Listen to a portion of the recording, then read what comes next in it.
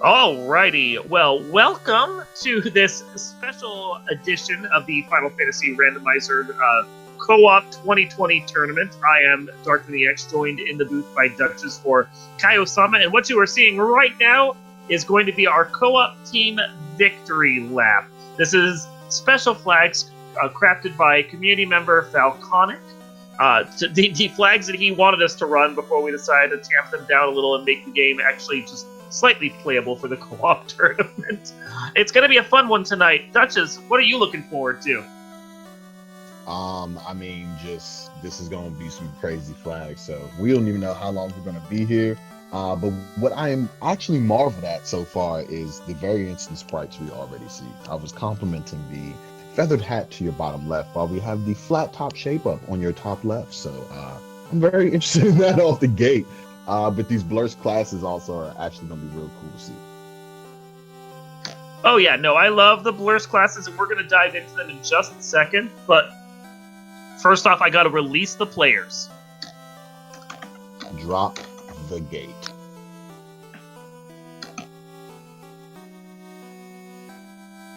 And they are off. We will see the green flag wave soon, and the players start moving after that. So, I assume one of us should probably, just for the sake of anyone who hasn't been watching the co-op tournament up until now, we should probably go over the basics of what co-op is. Duchess, would you like to handle that? Absolutely. So co-op is basically a script in the background which allows us to communicate via a server. So you operate as a team, 2v2. And the objective is that both individuals finish getting what are called shards, being 24, 16, however many there are in the rule set, both together in the quickest amount of time. Now, as you can see, things are shuffled because when we went right up to the castle, it was actually the dwarves.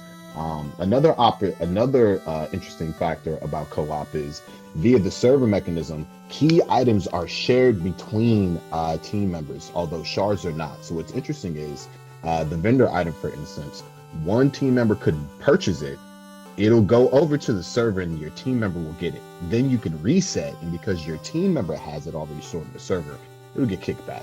So we'll see a lot of those type of, strategies and whatnot. It's going to be fun. Yeah, I like to think of it as a bag of holding.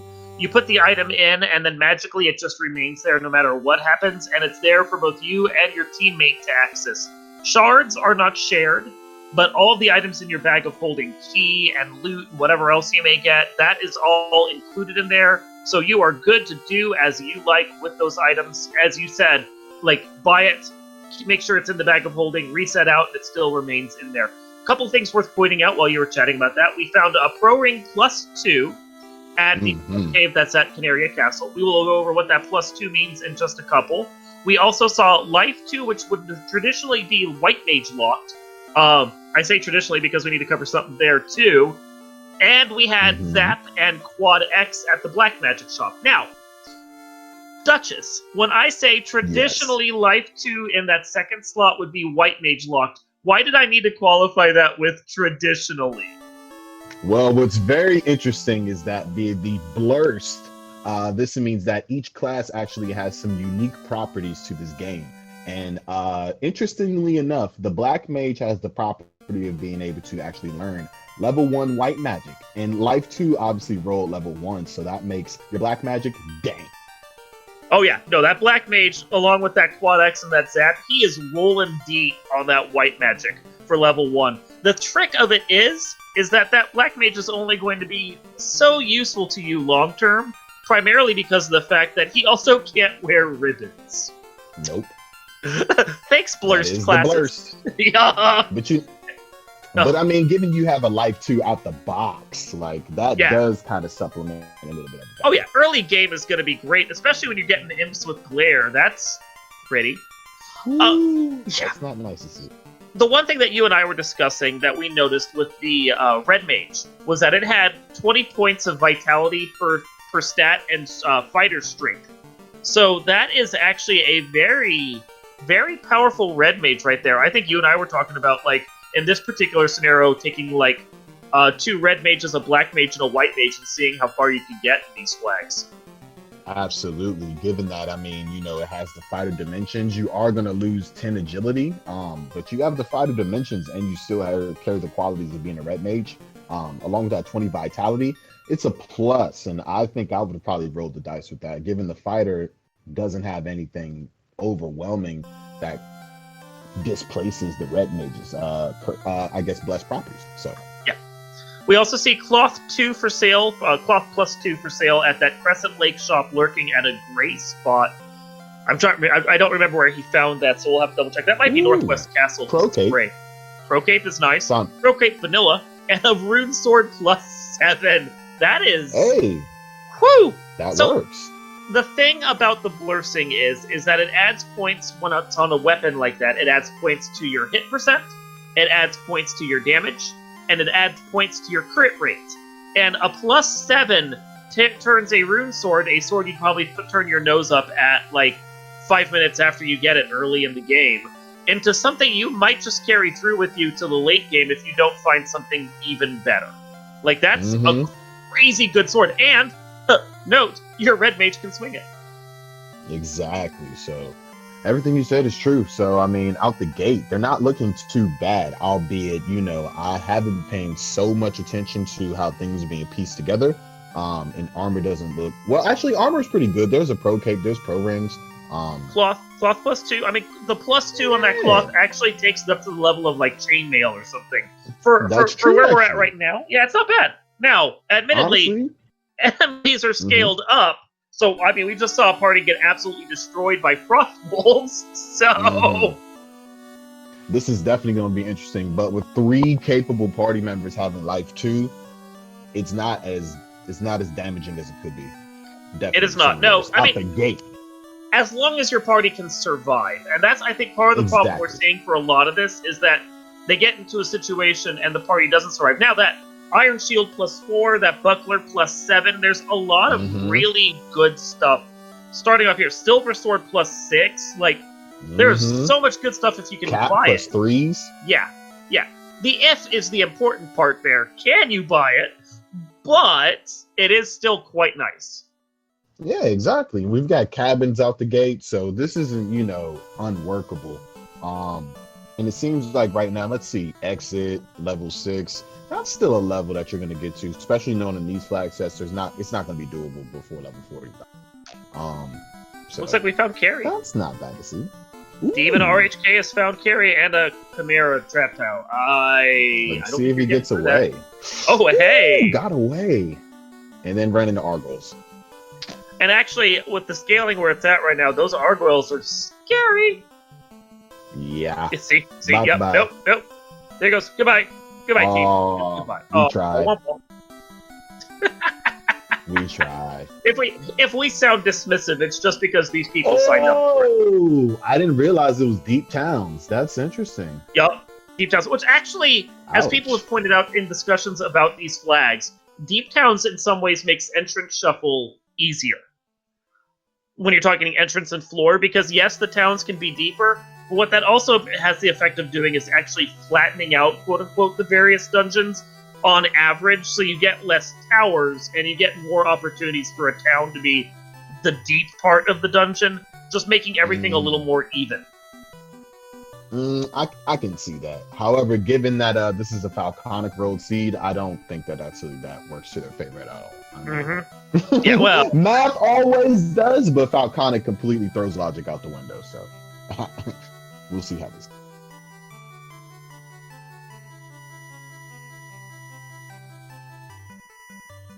So we got Thunder trying to go up against these Frost Giant, Frost Wolf pack that we found here in Marsh. Yeah, they are. Yeah, they are. They're not pretty, but he got a good portion of that pack down. If he can just survive this, I'm guessing that's red mages that he has up front. Because I mean, his sprites are weird. His sprites are definitely weird.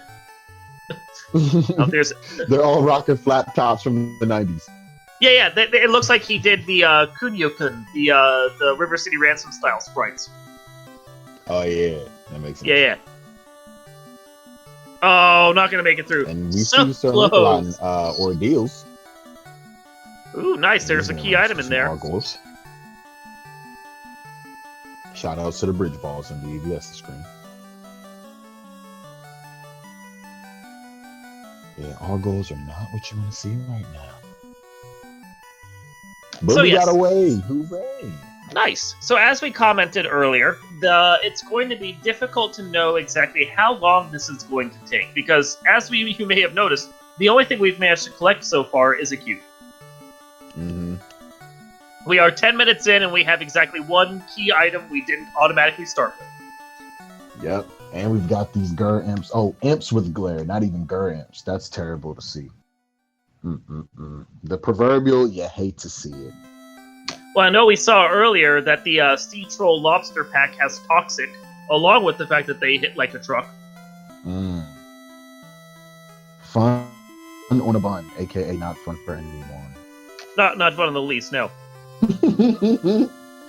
Now, we did have a comment in chat from Falconic mentioning the fact that BBs, black belts, are actually banned in these flags right now. Primarily because we didn't want to see a 20-minute black belt grind, and the fact that, the One Punch Man tends to break all puzzles. Yeah. Once you introduce blurst classes, though, you can have black belts that really don't have the stats behind them to make them worthwhile. So the math on them actually changes a little. We didn't add them back in for this because, victory lap, whatever. But I could see in the future where the black belts actually start becoming a regular factor in these races again. Yeah, I could see that too. I mean, anytime, you can touch the black belt again, we'll always find a way to, make it work. But it would be nice to be able to just, punch everything into oblivion. I appreciate Thunder's audacity here, trying to get through this pack. Just trying. Mm-hmm. I mean, in co-op, that's the thing. It's not. Oh, also we see a TNT on RHK screen. Got past the Argoyles. Now, the thing about co-op is that, unlike maybe, say, a seed that you're just running, because your partner is depending on you actually clearing out part of the geographic, zones of the map, sometimes you really do have to bang your head against something that feels like it's unwinnable in order to progress, because it's just the nature of how it goes. But if you were by yourself, you could say nah and go somewhere else completely and still piece together the chain. So that's why sometimes you see people just banging their heads against stuff in co-op, because you really need to do that. So I was paying attention to that TNT grab that then became the key. Ooh, I think what we missed in the process, Thunder actually managed to get past the Frostwolf pack, and he got the Adamant for his trouble. So that's another dwarf turn-in. That's and great. We know where Dwarf Gate is, so yeah, it's fantastic. That's awesome. And we have Canary Castle, yeah. Progress! Got the crystal. There we go. Stuff is opening up already. I don't know. I gotta tell you, it's a little creepy to me that the king is just sitting there handing out the eyes of old lady to people that wander up to his throne. I mean, it is what it is. FF1 Halloween party favors. The canoe on Sir Link-a-Lot's side. That's definitely a good one. That opens up. Oh wow, yeah, that plucky ordeals dive has turned out to be quite big. Got the crown for their trouble as well, so as soon as they find Northwest Castle, the Astos throne, they can turn that in. I did not happen to check to see whether or not random Astos is on, though, so I don't know if Astos is actually Astos. Neither did I. Yeah, that's fine. And that's part of the joy of something like this is going in blind. And that's a smart move from Sir Link-a-Lot. Definitely just waiting until Thunder got the canoe, because that shark tile actually did pop up before you said the bounce. Yeah, that is something to bear in mind. You have to wait, I think it's 7 seconds or so. 7 to 14. For the server to actually track that you've gotten the item, so that, don't just immediately reset out when it's going to your bag of holding. You have to wait, or the server won't track it. Indeed. Shoutouts to 90s Comics for the bag of holding month. Now we find a Cardia Isle, and we got some trash Ola. Also, I found the C-split here. That is 2 more sides of a dungeon for them to explore. It's one of those things of, oh yay, it's nice to know that the split is here, but oh no, I didn't want to find this. I mean, hey, it's going down a rabbit hole, and they have the cube, so. Oh, but this is ice. What Ice am I split, talking about? or the ice item of incentive area. So no warp yet for them to be able to just do a quick one around on it, but that does provide them the ability to, yeah. And apparently Bahamut is lurking deep at the Provoca area. Yep. Let's see. Well, BVS has got 2. Is this a 32 shard or 24? I assumed it was full, as high as it could go. I haven't actually looked at their menu yet to find out. Next time they go in there, we'll see. It looks full to me. I saw. It's full. So that's 36. So I don't know what that number is, but it's a lot. Oh, 36? 36. El Maximo. Yep. This would be a fun one. Thunder took the wrong turn there in the river system. A rare misstep for our champion here. Hey, happens to the best of us. Only to the best of us. Okay, so Sir Linkalot is trying to get down in here. Yep. Link's trying to get in here to get this key item. He's going to get the TNT for his troubles, assuming he can. But we have Sleepy Agamas. So sleepy. And all of our troubles to hit a Cardia Isle. Let's see what it brings us. Wood -7. Silver +7. And power +2. Not much. Yeah. It's kind of weak. Nope. Well, we tried. But at least they got tried. that TNT. And so he's going to chill for a second. What? The one nice thing you can say is at least you can mark Ice Cave is done. And then you just move on your tracker sheet from there. Absolutely. Just put a bit old X on it and say, all right, nil. Keep moving forward. That's the thing about this format as well, communication. Communication is very big, and you would think, obviously, right? But in a co-op tournament, it's super key to have poignant communication. There are times where you're going to have to take your hands off the controller, update the spreadsheet. Even if you're getting on full tilt, you still have to be like, yo, what are you doing? Because your partner doesn't know what you're doing other than, getting some key items. So communication is very key, and that's why shout outs to the key when I say key. I know, right? That's why I was going to say that. That's why actually this is a super fun format as well. Just having that dynamic with somebody else makes it really good. And you can see that dynamic at play with the teams that are actually really doing it well. Because they're not just like sharing notes, for example, but one person will go in and will explore a floor, and when the other person goes in, they'll pinpoint the treasure chests that are key to their exploration, the ones that have the good gear, the ones that have the shards in them, and they'll avoid everything else. You can tell a team that's just taking halfway decent notes in comparison to one that's taking really good ones, because the latter is actually able to be like, go to this place here, hit these 2 chests on this room, skip everything else here, go up to this room, get this 1 chest here. Like, it's crazy, and then it helps their exploration so much. That's so true. That's so true. A-Much +2. If only that was useful. Ooh, Gargoyles ablaze. They're coming out strong. So Link is in here in Marsh Cave as well. I'm guessing there's a specific chest that Thunder told them to do because they got the adamant out of here, so it's not like he has to get the trap tile. The spike tile, yeah.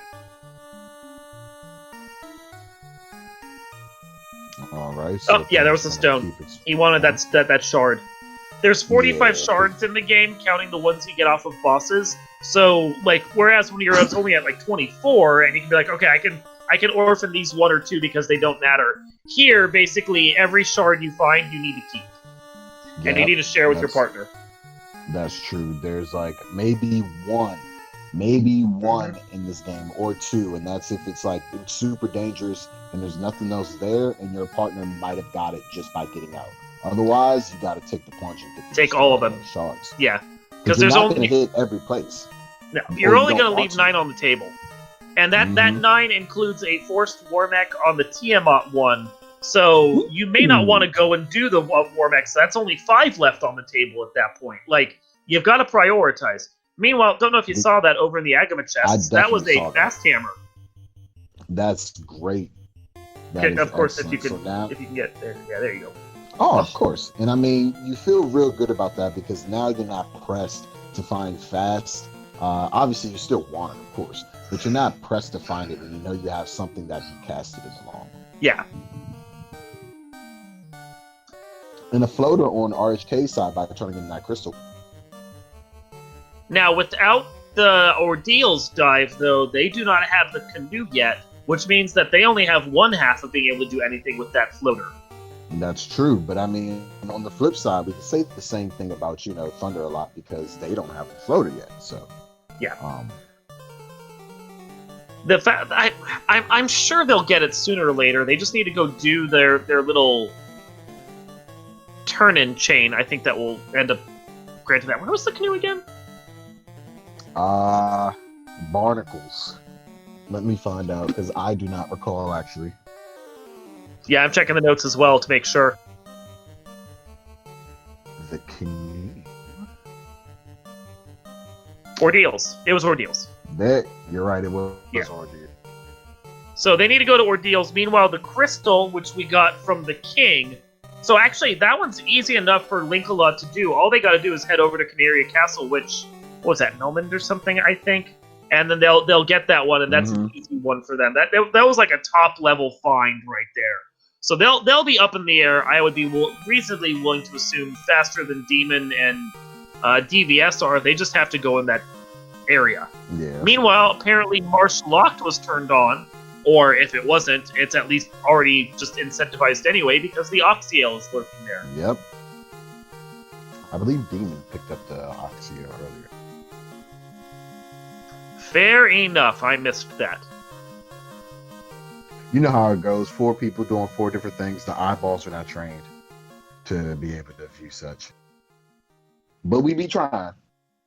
Shout out to the team. gets bounced out by DVS gets bounced out by the Sahag pack. That feels bad. Mm-hmm. Yeah. It's never fun.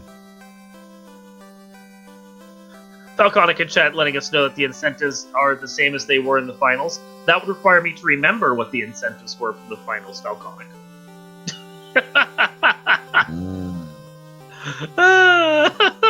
You give me way too much credit. Is there also a mystery item that casts like level 9 nuclear or something? I wonder. Just like, this silver -7 actually is a +6 nuke. What? No. This is not a Falconic special where he's actually edited the ROM this time. This was a straight standard one rolled off of the seed based on a flag set he built. So no weird power staff that casts nuke or anything like that. would have been the dream. So we have a shallow Crescent Lake Luthane here. Nice to see for a free or a quick little in spot, but I don't think we have not found the slab. We will not be able to see what that becomes just yet. Fade at level 8, that feels bad. And Lit at level 8, that feels less bad. That one I'm okay with. Yeah, Fade at level 8. Oh, ouch. Oh well, you'll be able to pick up something that's able to blast the AoE. So, you already got a fast hammer. Yeah, I mean, you've got some of the stuff you need. The fast hammer is going to be great. It's that situation where you're really just, what you want is fast and temper and your invises and your ruses. Because you need to be able to shell out a ton of damage to the bosses before they can destroy you. And you, like, with Life 2, you've taken care of one of your problems right there. Cure 4 would be nice to find. But if you're in a situation where you're trying to out-damage the bosses via magic, you've already lost the battle. That's true. Yeah. Absolutely. You also want to make sure that you've got locks available as well. Hopefully Lock 2 is sitting at, level 4, level 5 or lower. Because those do just as much work as your ruses, etc., etc. If you can't hit it, game over.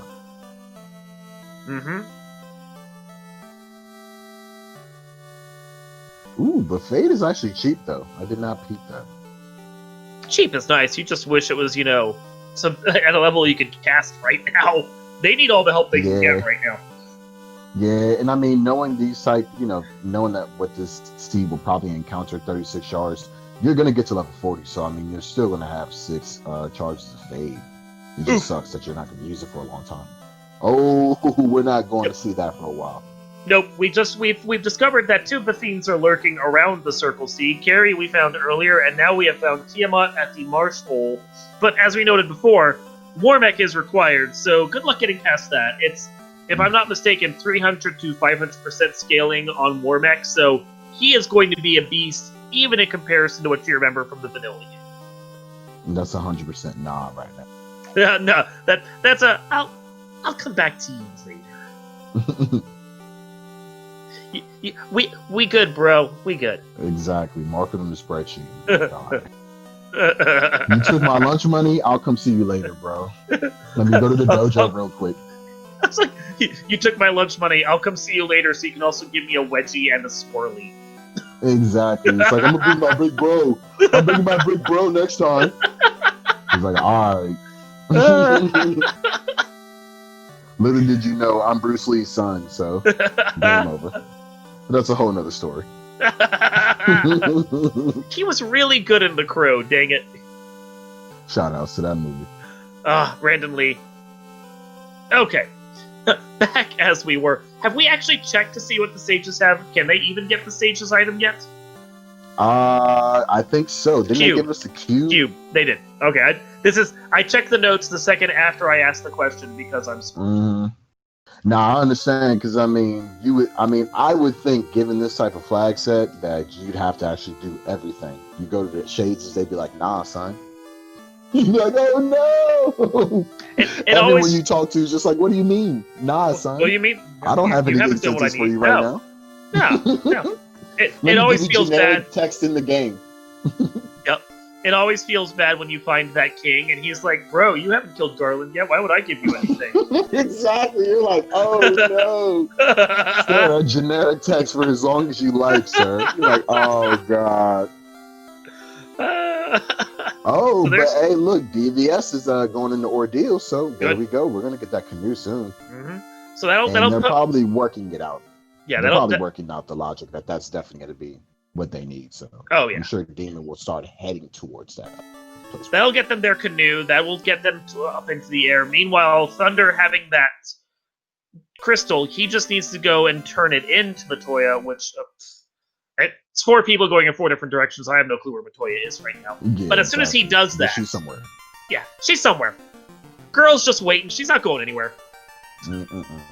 She blind. It's fine. And well, shout outs to, is that Vanilla? It looked like Titan. Nah, it was Titan. No. I think can't confirm the seed. Not even randomized. Time to reroll. Exactly. Titan is Titan. Good. Yep. Everyone, mark that down in your bingo card. And 6,000 gold. I appreciate how thorough Thunder is being, but I have to admit, he has spent a lot of time in this C-split area. Mm-hmm. Yeah, because they could be in the air by now. Yeah, it's 26 minutes that we're in so far. Neither of them are in the air, of course, but we've barely made it outside the Circle C even. That just goes to show you not the skill of the players, because the players are doing great, just how difficult these seeds are. Or these flags are, yeah. Don't get me wrong, everyone loves to see Quad X Life too. And also, you can appreciate Zap as well, but you want to see some damage, like even Ice 2. Even Ice 2. Quad X is nice when the enemies aren't rolled up to like 300%. Mm-hmm. No one's getting Quad X'd at that point. Nah. Imp's just staring at you going, boy, you be tripping. Really? Exactly. We've got Opal Armor plus 6. As soon as they can class change, that is going to be great for... Oh, wait, he's got 2 red mages. Never mind. Haha. Oh, well. At least you tried. No, but that knowledge is going to be very useful when Sir Lincolot comes around, because he can go pick that up, and his fighter's going to be able to do that. That is going to be real useful. Now, so as an explanation for those that are just joining in, this is co-op. This is our victory lap for the 2020 co-op tournament for Final Fantasy Randomizer. You're going to see people wandering around the map, which is entrance and floor shuffle. They are going to be collecting items that they share with their partner. However, the shards they collect, because this is a shard hunt seed, that they need to collect so they can open up the entrance to the final dungeon, those do not share. So there are 36 shards they have to get to unlock the black orb that traditionally is unlocked by the 4 orbs of the 4 fiends. You need to collect all 36 shards each. You need to both go into the end dungeon, Temple of Fiends Revisited, and you each have to kill Chaos to finish out the seed. Yep. And so, yeah, this will be fun to watch. Sure will, as we see Team Gilgamesh is actually going to go and resurrect their floater.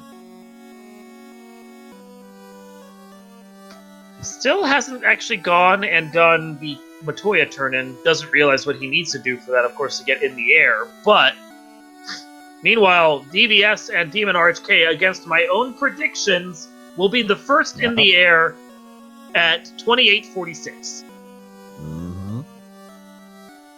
And that is going to be a huge advantage for them. Yep, cannot understate that. Now this is where it starts. This is, even though there's always that you need communication, this is where you have to really be stringent. Because with the floater, anyone can go anywhere, and you don't want to really be doubling up on things like you have to. So this is where you have to have a very strong strategy and say, you stay on this part of the continent, you go over there, don't cross unless, there's something over here. Sorry, bro, there's a Masa +7. Come get this. You know what I mean? So this is where communication becomes very, very, very key, because you're going to start to see them really clear out zones of the map, and then it'll converge after a grind to where they'll cover each other's footsteps, but it'll be quicker because they'll have better luck.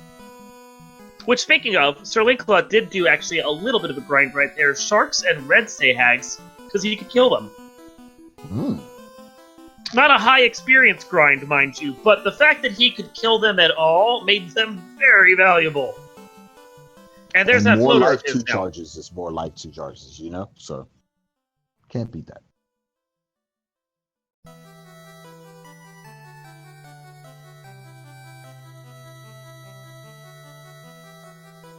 Now, Demon is on a floor I actually like. This is the Sky 3 floor, what I consider one of the green floors. It takes a little while to walk it, but it is super chest dense. It's just got a ton of it. Usually, the odds are in your favor that you're going to get something of value. 14 chests, easy to get to, decent fights on that as well. I like this floor. As we find a whiz bang.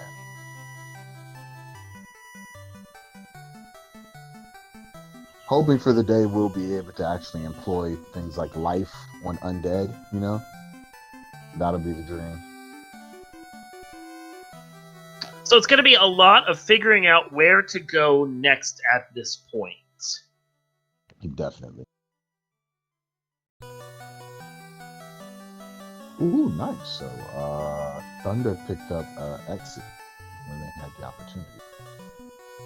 We're going to see, I think you touched upon it really well there. We're going to see them diving into dungeons, trying to get as much exploration as they can, but they will start converging on each other and following up their paths back and forth. The trick will be, of course, the fact that they better have taken good notes, because the teams that actually marked where they found the treasures are the ones that are going to navigate the back half a lot better. 36 shards. 36 shards is going to require them to follow each other's paths. Oh, nice bonus after. Yeah, you want to handle this? Well, let's see what we're going to get today. We've got some warp in our lives, some bane in our lives, some temper in our lives. Good golly, Miss Molly. This is good to see, especially with 36K. We've also got 4 other magic stops to go to, and a chime in my top left corner. Nice to see as well. Very nice. What's white magic rolling? Nothing. Lamp. Come on, mate. Lamp? The almighty LAMP? Yeah, okay. No, but that is actually some really nice black magic. Having both warp and temper on the same level. Like, normally you don't want spells to share a level if they're useful, but warp is only useful up to a point in the game. Exactly. And then, that is a great one to have on something where you're going to want charges of it for the end game, because temper. Ooh, temper. Exactly. And we've got the fast hammer sitting there. So you're not even worried about where Not fast worried about goes, fast, to be no. honest. Because Yeah. you got level 3 tempers. Which you can see. Thunder told Link that the fast hammer was lurking down there. Link went and grabbed it. Now he's hitting specific stones that were available on Thunder's path. Not even worrying about this. He has got this well in hand. Exactly. You'd be like, you just have everything mapped out. Exactly. Like Ice 3 TR chest. Like, oh, top right chest. All right, cool. Like, it's just so interesting. I just wish people could see also the back psychology of how this all goes down. But that's an opportunity to actually plug and say, join the Discord, and you could be on the screen and I could be talking about you. You'll see links in the chat, of course, if you're watching this live on Twitch. If you hit this in the YouTube afterwards, so just go to FinalFantasyRandomizer.com, because we have not only the randomizer there, but also links towards the Discord and the development Discord, so you can join the community and see what we are all about. Absolutely. Now, we have big events coming up. Of course, the big one that we want to talk about, not just our Fall League, which will be at least co-hosted at times on the Speed Gaming channels, because they're a great partner and they show our streams as we like, and we appreciate them so much. But we will be at Speed Gaming Live as well, the online version of it this year because of the COVIDs. And we will have a big tournament going on there. So gracious thank you to Speed Gaming for hosting us, and we really are looking forward to the event coming up in November. Absolutely. Shout outs to Speed Gaming for always keeping just the community just up. You know what I mean? Like, even from OG days. As yes. Demon did pick up some Lit 3 in Black Magic, so that's pretty good to see. You got a nice AoE now. Yes, I will go to the notes that Shadowed Flame, our tracker, has been taking for us, and see that it was basically Lit 3. Yeah, Lit 3 Lock 2. Mm-hmm. Lock 2 is going to be very useful. Now, I'm sure Falconic, in his infinite torture, has decided to make Lock slightly less useful by using a flag that turns down how often it's actually effective. But even still, having Lock for bosses that can have super high evade because they're 300 to 500% clamped, that is not a spell. That is not a spell you want to pass up. And Falconic is saying he made an auto hit, which is honestly entirely unlike him, but nice. we do appreciate that. Yeah, That's that great. is going to be super useful. Especially at level 4, and also having 2 individuals who could potentially use that. Game over. I mean, it's not game over, of course. That's an exaggeration I'm using. But still, like, that's a very game very, over. Very game, just turn it off. It's game over. We win. Lock 2 works. It's over. It's all over. We're good. We're going home now. You have to go home, but you can't stay here. Oh, shout outs to 11 gold from our robot friend from a procedurally generated waterfall. You love to see it. The duds, they are calling for you. Mm-hmm. He's just sitting there going, so can you go out and get me like a burger or something? I'll give you some cash for it. I'm good. Seriously. I'm just feeling a little peckish. Come on. It looks like Sir Link-a-Lot's going to take on these girls a bit because they were the Trapped House. Hey, look, it's Freezy. Yeah, real easy quad X's. Get you a little bit. He's at level 10 right now, and this is where you also have to consider as well. Like, you gotta get levels. Co-op sometimes. This is also. I know I keep throwing back and saying co-op, etc., but man, getting levels in co-op is hard because you have so many more objectives than say just. When you're by yourself, you know what you have to do and you're not burdened by anyone else. You can go into strategy. But with co-op, you got to find all these shards. You got to make sure you piece everything together. But also, you got to make sure you grind as well because potentially you might not find a grind tile in your side of the world you're supposed to be exploring. Yeah, that is something to bear in mind. Like, we didn't bring the black belt in because we didn't want to sit there for a 20-minute grind, which is a fair point to raise. At the same time, though, we are talking 300 to 500% bosses. Mm-hmm. Even if you take every fight you find and you can actually, take them out, you are still going to have to find a high XP tile that you can sit on for a couple of minutes and grind on it because you're not going to have the levels to take on those kinds of bosses without it. Nope. No. So it's interesting, and I haven't seen anything like overly grindable yet. But that's also something I love about the logic as well. Something that I've been exploring, playing more and more seeds. What I found is logic actually always gives you a grindable set of tiles. I like to think of them as like low, mid, and high tier. It's just how you formulate it. You might get, say, fire 2 on level 2, right? And then you find a scum tile, which is a trap tile. Being as though you know fire is actually susceptible to scums, you might have to sit on that for a while.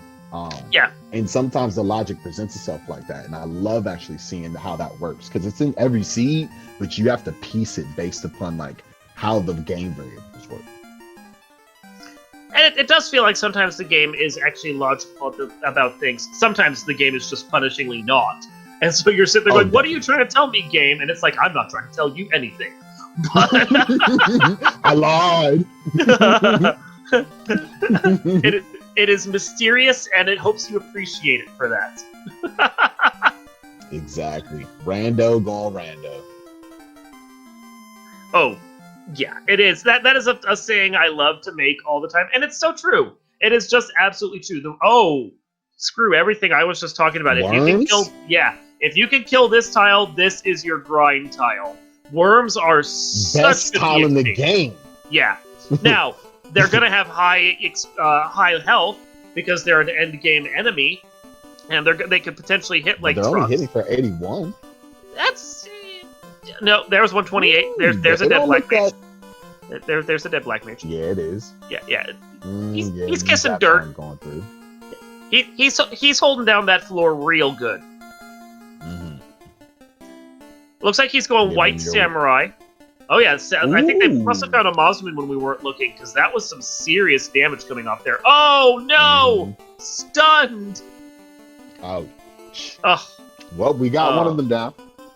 Yeah, that one is not nearly enough. They need a cure 4, or they need to hope that the Ouch. Back row stunned. That's just painful. We know they have less than 700-ish health. So... As DBS is also in the same battle. Yeah. It looks like. Having about the same amount of luck, it looks like, too. Mm-hmm. Everyone eating dirt. Ugh. But they're not that hard to find. And no. That's a good thing. Like, they're not hard to find. And once you're there, you're ready to go. I really appreciate having a grind like this at Topher. And Topher is not really all that deep. You got one extra floor there. That makes a grind like this really nice. Because you can try it, you can get your levels, you can just warp out because they got warp, and then you can go at it again, and it's super effective. It's the best kind of grind. Yeah. That is the best grind. And thinking about it in this term, sincerely, because those are worms, like, no joke, you're probably telling to your partner, like, we just saved 20 minutes off of the game. Like, in theory, because worm grind is that good. It's that much EXP. Yeah, it's that good. Oh, God. Back row stunned again. But it's also the thing, though, of the fact that you don't have to go digging for grind tiles now. You just you just know. And he's not swinging the right sword anymore. I'm wondering if he didn't switch around or something. Because that was purple and it looked white the previous time. Yeah. We do, however, find looks like we've got Ice 3 looks like the best spell here. We'll also pick up Fast. Having someone else cast Fast is also good to see. Yeah, it takes some backups to that. I mean, it's nice having the hammer. There we go. We got some ruse in our life and heal 3. That's a pretty solid level 5. It is. And also pick up Expert. I would pick up Expert. The nice thing about that ruse cast right there is that for people like Thunder that are thinking about going white samurai strats, the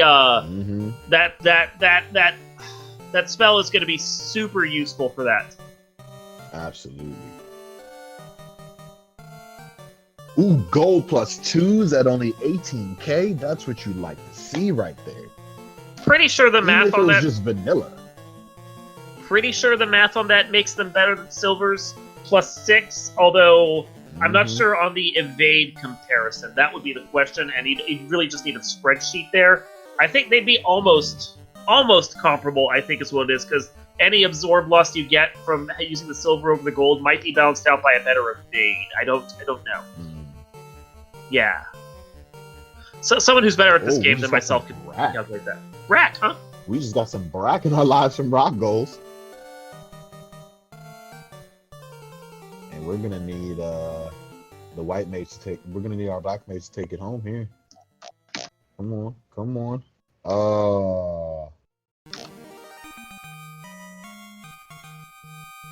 These things happen. The loot. There we go. And you can officially, once they get enough shards, obviously go see Topher because they've got the loot and the key, which are the two necessary items.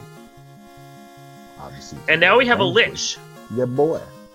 Ooh, we do have a Lich lurking here, or at least a Lich tile. I don't remember if this might be the first time we fought one. Okay, so Falconic more than likely did not shuffle the Fiends just to be extra me, which I actually, as a flag, I really enjoy. So we get to see how this Fiend goes at 300 to 500% scaling. Nice.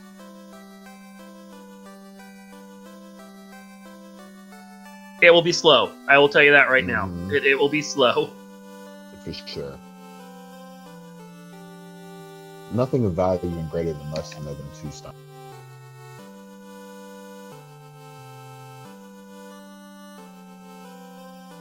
Yep, let's see. I mean, Lich isn't hitting too hard right now. 4 hits, 283. Let's see. Let's get some temper in our lives. A bit of lock 2. Nope. Yeah, a bit of lock 2. All right, swing with the cane. Let's get some lock 2 in our lives. Sleep 2. Double lock 2 in our lives. All right, let's take a swing. Let's temper you up. Yep, let's temper you up. Oh, yeah, wish the tempers would have went off before the swing, but hold. Oh, stunned. All right, not a biggie. Throw some lit 3 out. Oh, change our mind. Yeah, lit 3 out there. Boom, 94. Hit him with a king. This is just a slog right here. Oh, it's gonna be like that. Double hold in our lives. Thinking about. Throw that temper out there. He's paralyzed. Yep, throw that temper out there. Fast. Uh-oh. Lich might start hitting. And yep, we're still sitting on the ground. Back road stunned. Alright, well, the red mage gets up. At least Dark didn't go off. Otherwise, I would be talking. Bassoon? Never heard of that. Oh, okay, so that might be a flag you're not aware of. Have you... The princess now does not just necessarily have to hand out the loot. A fun percent flag we have now will randomize the instrument the princess can hand out. The multi-instrumentalist Sarah is what it is called, and this time around, she has the magical bassoon. Nice. Yup. That is awesome. Is a good time. That's one of those flags that I love, fun percent flags, and it's totally a fun percent flag because it doesn't actually affect anything. But that's one of those ones that I wish would just be on by default in the top area because it's silly and fun. Yeah, it definitely is. Yeah. Shoutouts to bassoons, by the way. They are the bigger cousin than the oboe. Kenny G back in the day might have known about that in a tune or two. In case you're lovely sound. Such a lovely sound. Exactly. As we're still trying to piece away Lich, that night has been just back road forever. The thing is, with 45 total shards in the game, counting the 12 that you get off the Fiends, that means that there are only 33 out in chests, so you will have to kill a couple of 1 or 2 Fiends if you want to be able to get through to the end game. So, I mean, as long as this fight is, it's pretty much his only recourse. That's true. Oh, that was courteous. We got the bottle here. I got it. Nice. So we can get the items after spending the 15. We do have the bottle. Look at that. Bottle, and then we will exit out. Unless it's a dud. Very nice. It looks like a dud. And Lich definitely has some bomb AI programming. Shout out to Nasir as he's like, Nah, Knight, you stand on the hold, bro.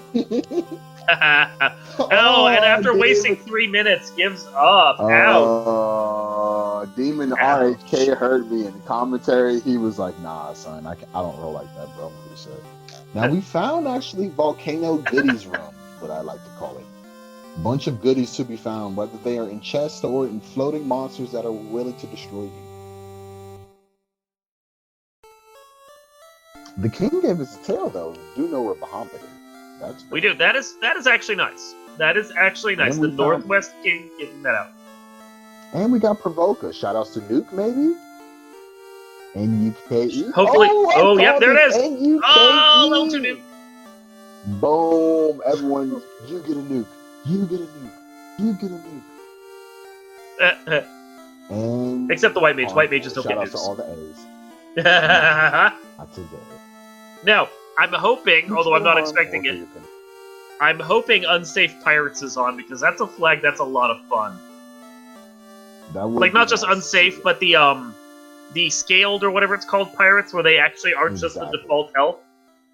That would be super dope. And then Yeah. they only give you like 5G after. No. Oh. Oh, They're well. easy. That's sad. Well, the more we put into the Aether, the more, it'll last at some point, so. Oh, and I mean, If we you gotta. This should just speak to how hard these flags are. It's 50 minutes in, and like, Demon RHK has just reached level 13 That's with how a it be. Opal -5. Ouch. And I'm telling y'all, like, if it was just your solo, if this was a solo, even with the same type of even with the same flag set, you'd have different levels because you're not working to split the geographic regions. You'd be piecing the logic together different. Yeah. Even though, you know what I mean? So that just goes to show, like you said, the difficulty of actually having to do this. Yeah, it's the thing of, by having a Vocal partner to +5. share with. Huh?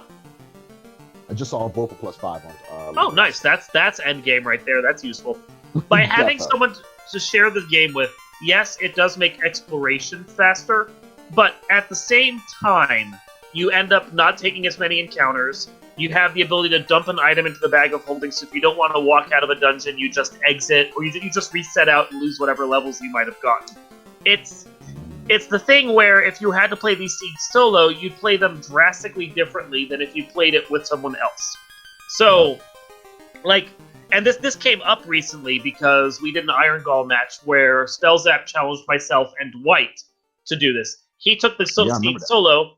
Dwight and I did it co-op style. I think you were around for that.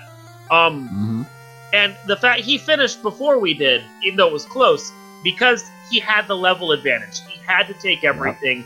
He had to go through. So the act of co-op makes exploration very different. It sure does. Again, the reason why they are going to, at some point, have to do at least a little bit of a grind. Probably on worms. Most definitely. But it's cool though, like seeing how the community has grown and just knowing that we can even have people cooking up Lua scripts to be able to actually do this and bring this to the community. That's the best thing. So I did see that Sir Linkalot is sitting on 11 shards right now. He is almost a third of the way to where he needs to be. I think DVS had like 7. Gonna double check that as soon as I get a chance.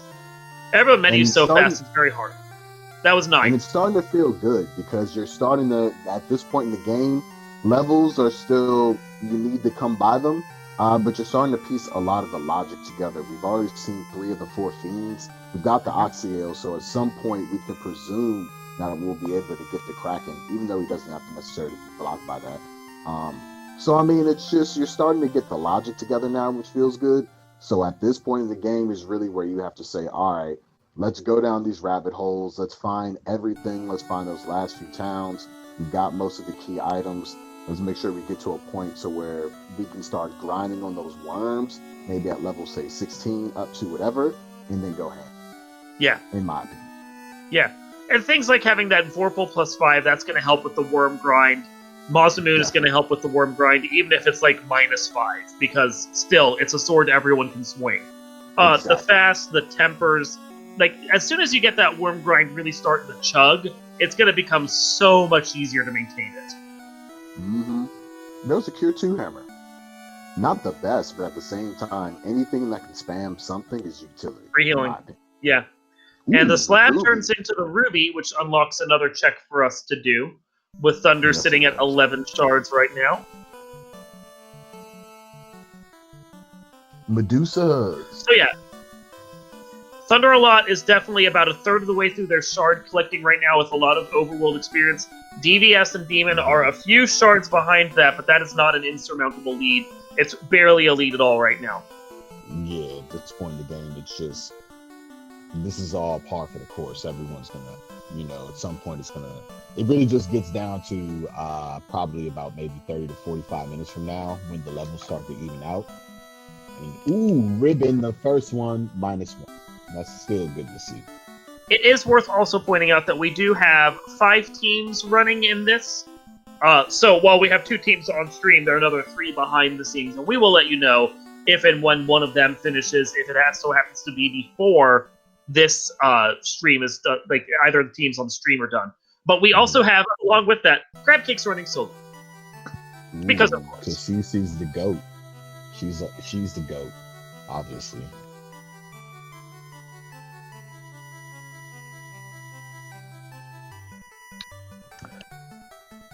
So everyone's checking some boxes. Thunder's going to the Cardias, doing what you got to do. You got some money behind you. You know where the spells are.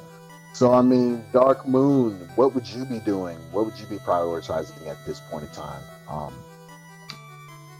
Well, I mean, I lost in the second round, so I lost in the first on the last one. So we are clearly not the fonts of knowledge for what we should be doing. Oh, but no, I mean, the amount of exploration they have right now for my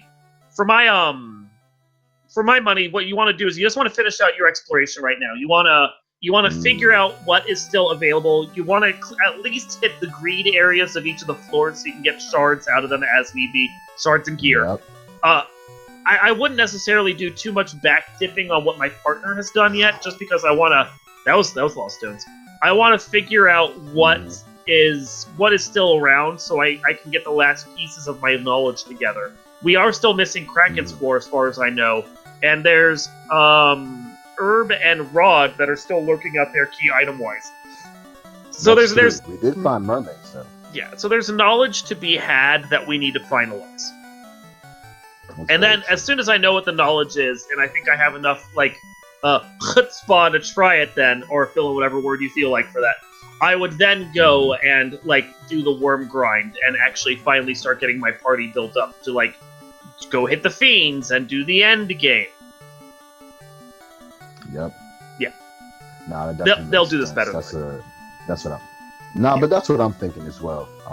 They'll probably just route it the most efficiently. And it looks like Demon so far is upsized on 3 stones down here in Mermaids. Yep, 3 for the course. And so right now he's sitting on the spreadsheet, I presume, being like, these are the chests you need to go to, because eidetic memory exists for about 45 seconds, and then he'll be off.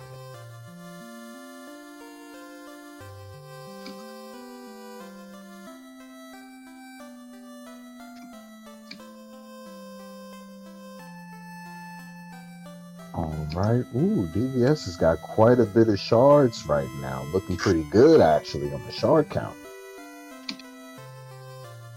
Warp coming into play. And you still love to see that level 2 nuke sitting there with 4 charges.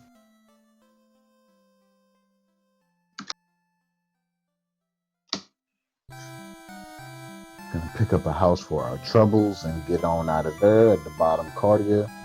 And Sir Link-A-Lot is going to go ahead and just like Reggie Ainsfield, my body is ready. As he goes and turns in the tail to Bahamut. And levels up. So DVS is running from this, and I'm sure they're probably, they're sleepy, and I'm sure they probably have a lot of help. But if you could actually take out this Agama pack, that would be a lovely amount of experience, especially since they have a few key items under their belt to help boost the experience at this point. Mm-hmm. Level 7 Brat. I'll pick it up. Throw out a cheeky Brat. Fall 2. It's a little bit too expensive for me to be trying to pick that up. 42K, I could use that somewhere else, to be honest. Fog isn't a bad option, but not at 42K. I'm not. The way that it's always been described to me, yes, fog is nice because it helps to raise your armor, your absorb. It helps to make certain parts of that nicer. But fact of the matter is that the best defense is just never getting hit at all. So if you have to, if you have to choose between Invis and fog, go Invis every time. It's actually to the point right now. I don't know about you, but for me, I don't even bother buying fog. Just like no, it's Invis. I'd rather just not get hit. Definitely. I mean, if fog is cheap, I will have it. Just I may be a little OCD. If it's cheap, I just like filling out the charges. You know what I mean? I'm like, why is there an empty charge here at level 7? So I'll buy it because you might click it on the one time. But yeah, I'm never gonna use it. But I'm gonna always buy lamp, even if it costs me 50K and I don't have it. I'll tell my partner straight up, sorry, bro, level 8 lamp had to do it. Memes exist, baby.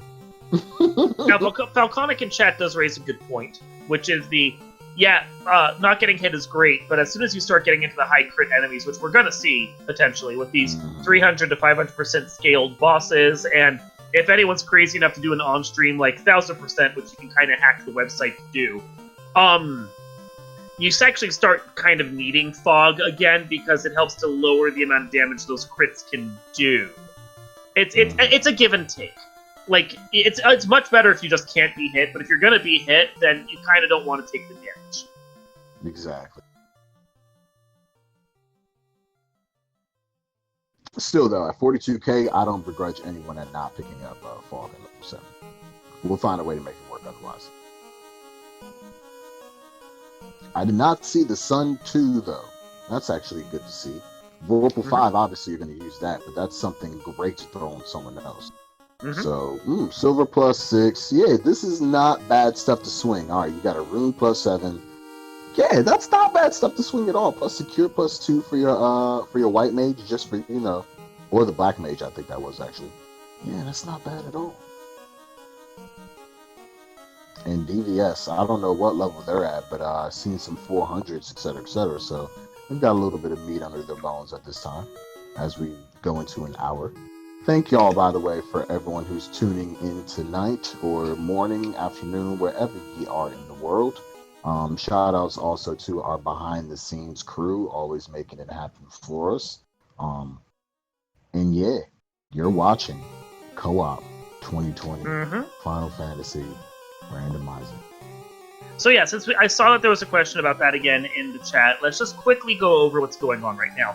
So this might not be a co-op you're used to. Like, I'm sure some of you have watched like cross-world co-op and so forth, where people play 2 different seeds that are kind of randomized to work together, and you have items for your partner and so forth. This isn't that. This is a interesting beast that I haven't seen really replicated in a lot of other co-ops.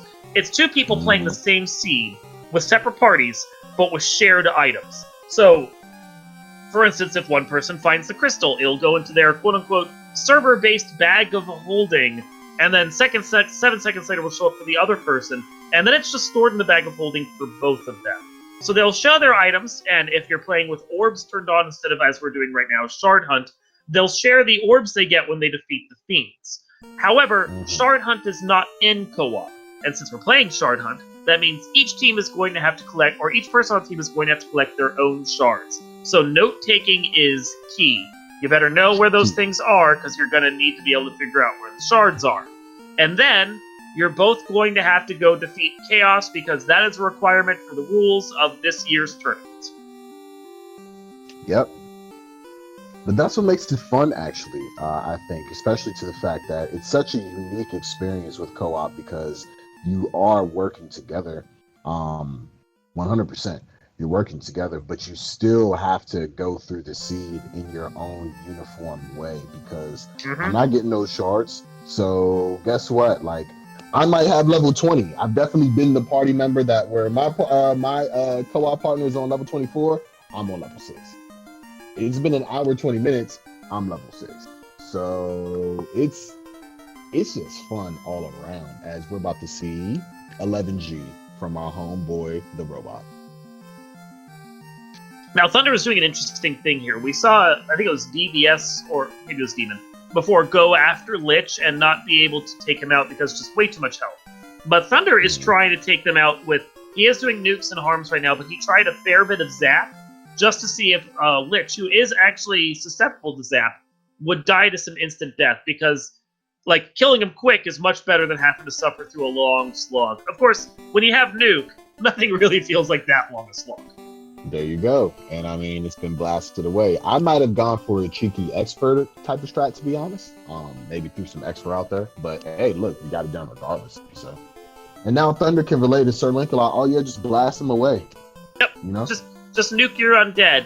A couple minutes in the microwave, set on high, just let it go. Turntable to rotate it, and then you're good. You're fine. Perfectly crispy. And this is interesting, actually. This is where we're going to see the differential between the two teams in terms of who might finish first and second. Because we've seen Demon RHK bang his head for 3 minutes against that, right? DVS actually is not attempted Lich because of the partner mechanism. Demon RHK is going to try that for the team. But Thunder already bodied Lich for Thunder a lot. So he can tell Link, oh, just get that done whenever you want to. You can just blast him to pieces. You might be able to get that done now. So that's an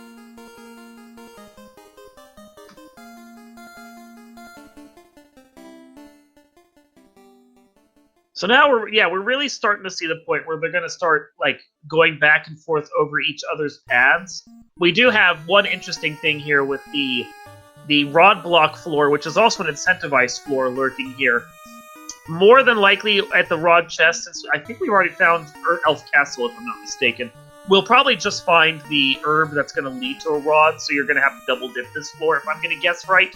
Because, oh no, wait, we have a rod. DBS has rod, so this would just... I'm not sure what's going to be here then. This game has stumped me.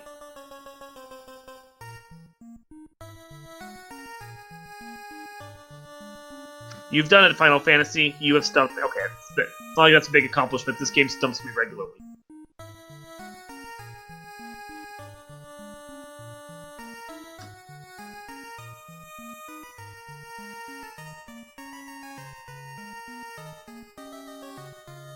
got some Karibs on Thunder's side. Mm-hmm.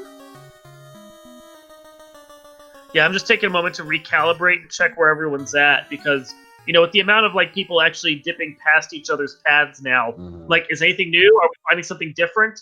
I know that Demon RHK has 13 shards now. Oh, and a Tyro on one of the Hall of Giants tiles. Link-a-Lot apparently having class changed. Yep. Very nice. Oh, swinging that Vorpal. Heck yes. Vorpal, Mazza, yeah. That's lovely. Ooh. And we also found the, oh, those are definitely doable. Wow. That's a nice mini grind before you hit those worms. Oh, actually, as long as these don't hit too hard, I would probably take these too. These are great. I remember. Now, I do remember Rock Goals, I believe, had Brack. Oh, well, that might not be quite as great. To watch out for. Yeah, there it was. Yep. Stone. Yeah, hey, you know, in all honesty... Oh, wait, never mind. You want? I was like, if it's just the Black Mage, that's one thing, but you kind of... Nah, yeah. they're definitely like, that's their first thing on their... That's the first thing on their skill list. I'm waiting to see... Oh, no, slowed! Slowed! This is going to be a crazy amount of experience. How much did I get? All right, we got it. Oh! 27,000. He's got soft motions. He's fine. I mean, do you play Black Roulette and just, you know, be like, well, one of y'all is going to survive, so. I mean, that white mage is just, like, pimped out now. He doesn't care. Yeah, I'm not going to take my chances with those either. I'm definitely going to stick to the Tyros. Yeah, totally. And when you're swinging for 600 damage off of that Vorpal, you don't care. It's fine. Yeah. It's so quick, too. I probably would have taken that a few more times, to be honest. But he might be... Nope, he's definitely... He's not just exiting to get a save in. He is definitely leaving that area and going somewhere else.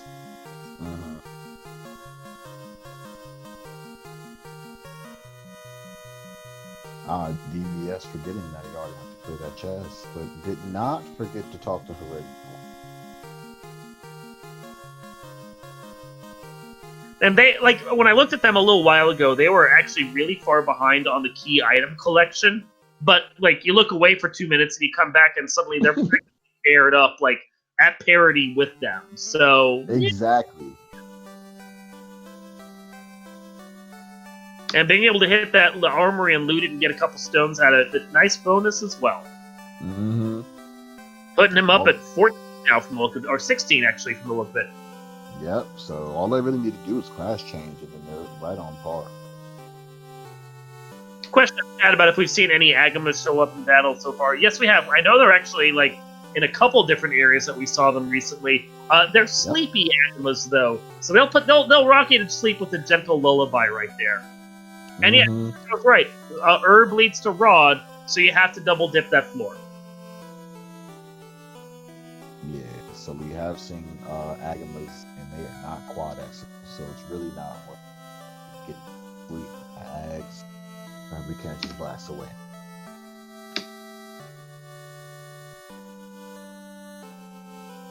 DVS gonna go get his class change now. Gonna be able to start putting good stuff right there. So one of the interesting things I saw was that the knight is not going to get magic after class change. He will be able to use the gear, but because of the worst classes that we have, he will not get spells. So a little bit of that value of the fighter is wiped away there with these special classes that we have rocking today. Mm-hmm. But, I mean, you couldn't have asked for anything. I mean, I couldn't have asked for anything better than the Black Mage being able to cast Life 2 and having 3 Life 2 casters, because that's going to hold the most value in Topher. So I can trade the fighter not having access to magic because I've got 3 Life 2. Mm-hmm. I would feel some type of way if it wasn't Life or Life 2, to be honest.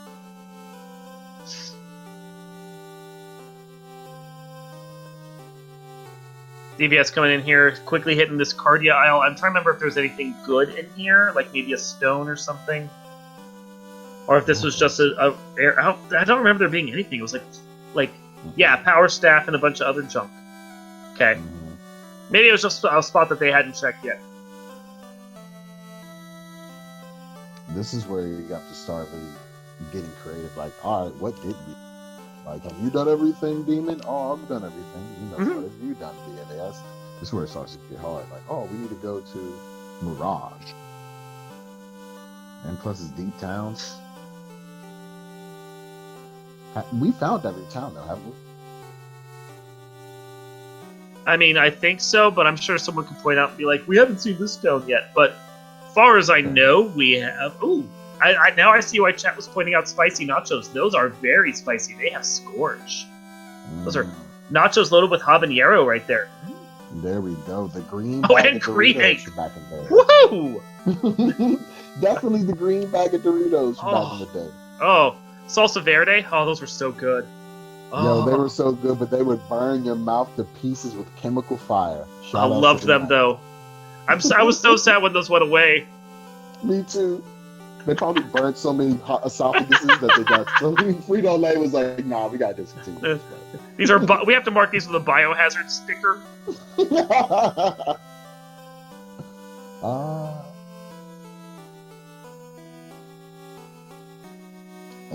you're going to find that it's only harm. So I am curious what level these parties are going to scale to, because the players are going to have to start thinking about that right now. Like, it's a situation where if it was just like 100 to 500% clamps, I'd probably be like, I could get away with 32. But when it's 300 to 500% clamps, I'm sitting there going, I don't think 32 is enough. Nah, 40 at the bare minimum. Yeah. But you have the worm tile and you've got level 2 Duke. So I don't feel that bad about it. It's a situation where if I really knew the math, I would try and figure out what level I want to be at to get that next round of hits on my Vorpal, and level up my fighter to that specifically. Vorpal plus 5, what's the math on that for where he's going to get the next round of hits? Like, that's what I want to know. And then whatever at that range it is in the 40s, that's what I would go to. Thunder is smart enough in this game to be able to figure that out. I'm not. I don't know if you are. I'm definitely not. 100% not. I wouldn't even think of that. Like, that strategy is just like, that's galaxy braining to even hear that in my ears. So.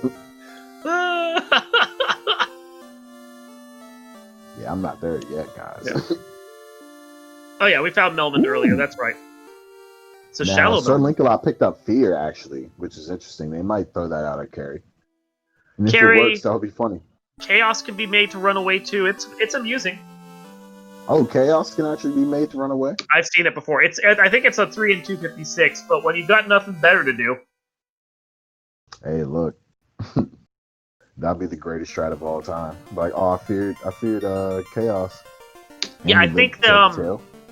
I want to say a game's done quick in the last couple of years. They did a 4 White Mage run of the original Final Fantasy, which was a task run.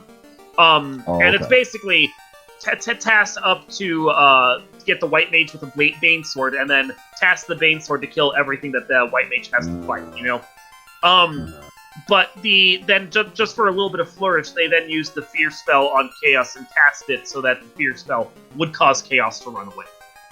That's awesome. Now, in saying that, did they have the OG walking speed? Because I don't know if I can even walk. Oh, no! You sat through that? Oh, my God! No, it's a task. It was only like 2 hours. It was fine. No. But no, I mean, that is something to comment here. The game we have now runs so much faster than what you'll see in vanilla Final Fantasy on the NES. Transitions are... that anymore. No, I know. It's ruined me. When I go and I'm like, okay, I'm going to go play Final Fantasy 1 now. I play improved vanilla because I need all the bug fixes. I need all the speed hacks that are put into this game to make it playable. Because, oh my god, it's not. It's not playable. No. The memories are great. The nostalgia is really what stays in our hearts, y'all. It's not playable. It's not. But I will say the coding is very much up to standard for when it was coded at the time. Oh, yeah. That's very much still, like, ahead of its time.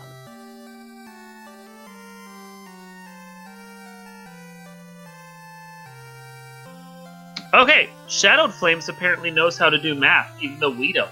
So, with a Vorpal 5, the base Knight will get 5 hits at 38, 6 hits at 49. So I don't know if the Knights that we're looking at right now, because they're blurst as well, the classes are blurst, I don't know if there was anything that affected the hit percentage. I don't think I saw something that would. So, now. So more than likely, it's 39, 38, or 49 is what we'll probably see Thunder go to. And if he's smart, he's already advised Sir Link-a-Lot about that as well. We'll see how the damage works out, but I mean, if you can just start one-shotting those worms, you might as well.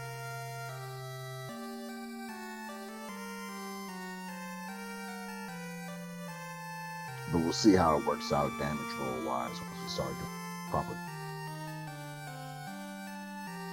And I thought we were going to get some poison effects from Thunder, but none of that today. Sorry to burst your bubble.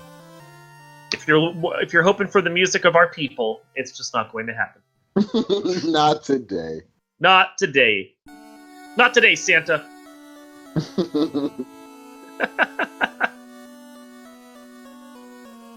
And I believe this is the level 7 thingo.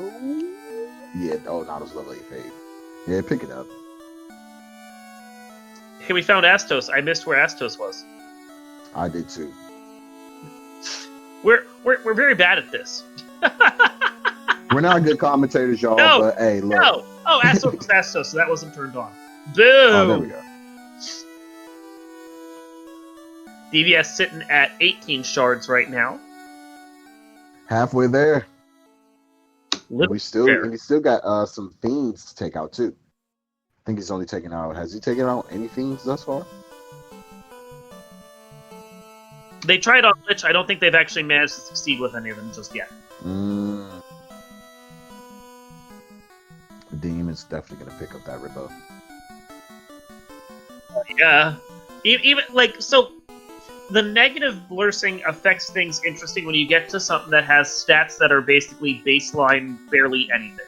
So, yes, the ribbon does have natural evade to it, so a negative blursing does mean it doesn't have as good of evade. At the same time, however, it can't lower the absorb any lower than 1. So, like, a ribbon could have a -9 of blursing on it, and it would still exactly have 1 absorb, because it can't go into the negatives. So, it's like we can say, yeah, it doesn't matter. A negative on a ribbon doesn't matter at all. It matters a little because it lowers your evade, but it doesn't matter that much. Nah, and plus the ribbon's the ribbon. Like, you just need it. It's the GOAT. It's like Tom Brady on the Bucks, y'all. You know what I mean? They're like, he's old man, but they need him. As we go into carry. Throwing out some fast. I like that. And 4 hits, 217. Got a little bit of absorb. Clean 100. Oh, but carry ain't playing today. 12 hits for 461. 163. Also, there go your activists to your left, whoever acts that in chat. And our knight is down. Now we've got the red mage swinging. Gonna be some nuke, and gonna be some heal 3 not live. Oh, heal 2. And well, but it's down to you two. What are you going to do? Nuke?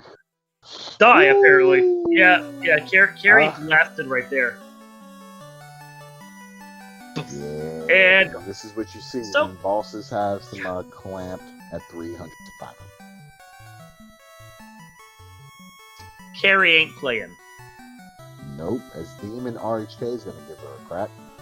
So we're going to throw and probably get cracked by her. Oh, 100%. Double crack. Okay, let's see some fat. Now we got some fast off. Now the red go. But we will get a swing off with our we will be red ruse coming out there. That's an difference right there already. So a ruse going off. One swing already been 4 hits, 245, and alright, so Lonk's looking okay. 3 tempers, so fast has gone off. Heal 3, okay. Bane up another temper. Okay, so heal 3, HP up, temper, as we see a Tyro to the left. Now the Black Mage goes down, but we got 4-2-54. Solid swing, ruse up the Knight, I would presume, and down. Alright, well, 4 hits, 580. You better hold it and pray. That's the strat for today. Getting good hits off of that. You just need turn order right now and hoping. Yeah! Woo! Terminated. There we go. GG. Heal yourself. Oh, okay. Those are hero strats right there. Risky. Y'all. Demon went straight. Go big and go home. Like, oof. Yeah. And apparently they going big. It is doable though, so hopefully down goes DVS. So Ilmar's Ubermuller asking in chat about the blursing. Yes, we do have the ability to really pinpoint target how the blursing works at this point. Weapons can be scaled all the way down to -9 up to +9, and you can do sliders on there to get it however you like for that range. And then the bosses, their scaling can be slidered as well, which allows you to take from the as low as you can possibly go all the way up to 500%. And pinpoint those again. So as you can see here, 300 to 500% is the order of the day for the bosses because we are mean. It's really because we love you. You wouldn't want to tune in for 30 minutes. You want to tune in for, a good little bit to enjoy your evening as you go into the weekend, while you see other people toil for your pleasure. It's fun. It's fun, right? It's fun. And we're here to commentate mellifluously.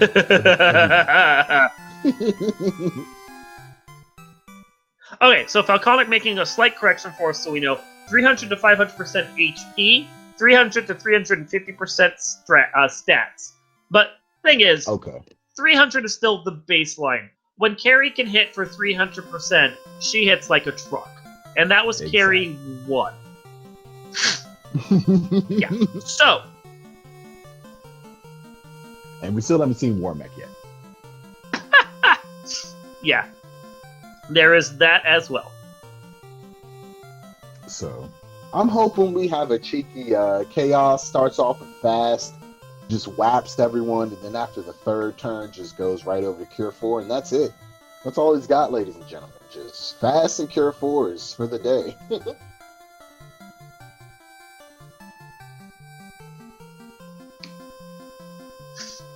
So if you like what you're seeing and you enjoy this whole game right here, we invite you to come and check out the Randomizer over on FinalFantasyRandomizer.com. You can find the game itself and then try it out for yourselves, as well as also be able to join the community. We have the links for the regular Discord as well as the dev Discord on there. So please come and check it out and join us in all this madness. Definitely. There's my radio voice. We can go back and just shooting the breeze now. Now, it's an awesome community if you're hard up sincerely. Mm-hmm. Everyone's welcomed. All ideas are definitely taken on board with positivity. And I mean, it's just a dope game to play with people. Like, it is. I agree. I really enjoy this community, and I like this randomizer. The nice thing about this randomizer is that, like, I love watching A Link to the Past randomizer, for example, and some of the other ones, Super Mario Brothers 3 and so forth. But there's, like, it's not that there isn't technical skill in this game, but there's certain technical things you have to be able to pull off in A Link to the Past randomizer, for example. Some of the bomb jumps and the hovers and so forth. Here, the technical skill comes in knowing the game and knowing how to menu. If you can get those down, you can be a pro at this game. There's a certain bar for entry that this game makes very accommodating. Now, it's Final Fantasy 1, so it's not the most accommodating game anyway, difficulty-wise. But hey, look, it's not Final Fantasy 3. No. No. It ain't that, y'all.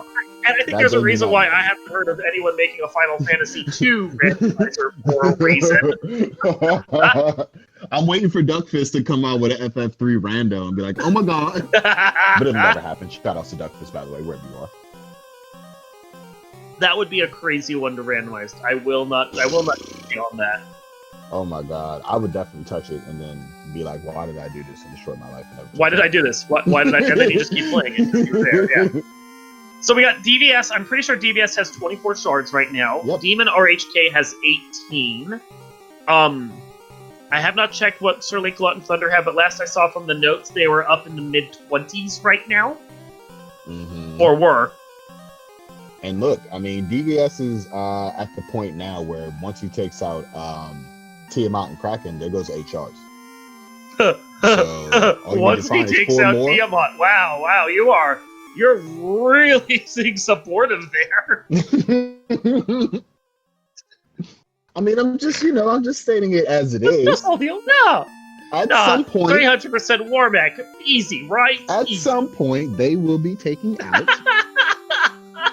Whether that's an hour and a half now or not, that's a whole other story. But as we see the worms again, it looks like this time it's a much better grind. Just everyone being able to blast nuke. Or at least 2 of your party members being able to blast nuke. 3, excuse me, because they've got 2 red mages. So, oh yeah, that's actually a nice little grind for Thunder. Okay, for those in chat, it's not that we're dissing Final Fantasy 3. It's just that would be a crazy game to randomize. Exactly.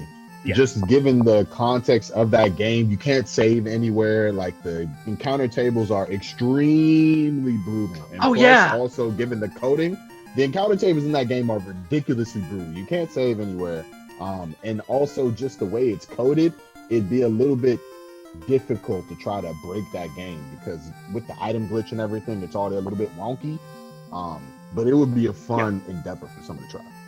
Okay, we got Cure 4 at level 7, so that is a useful spell for your White Mage to have.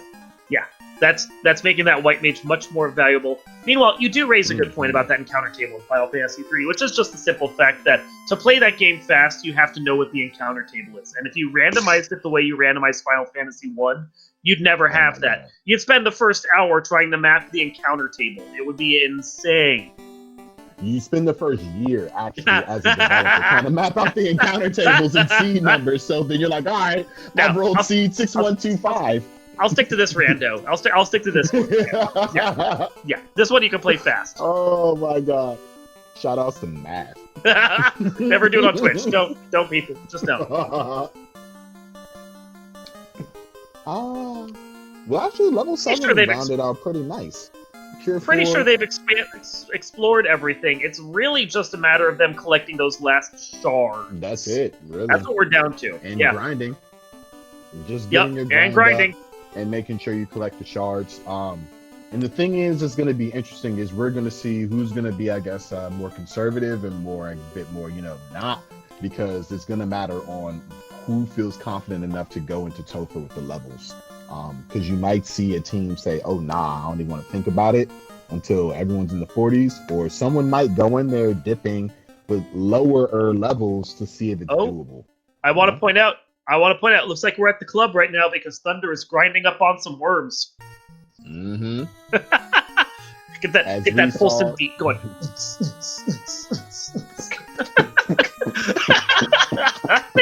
Thank you for joining me on that.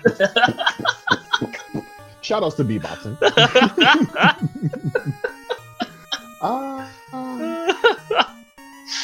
This is the most illuminating commentary.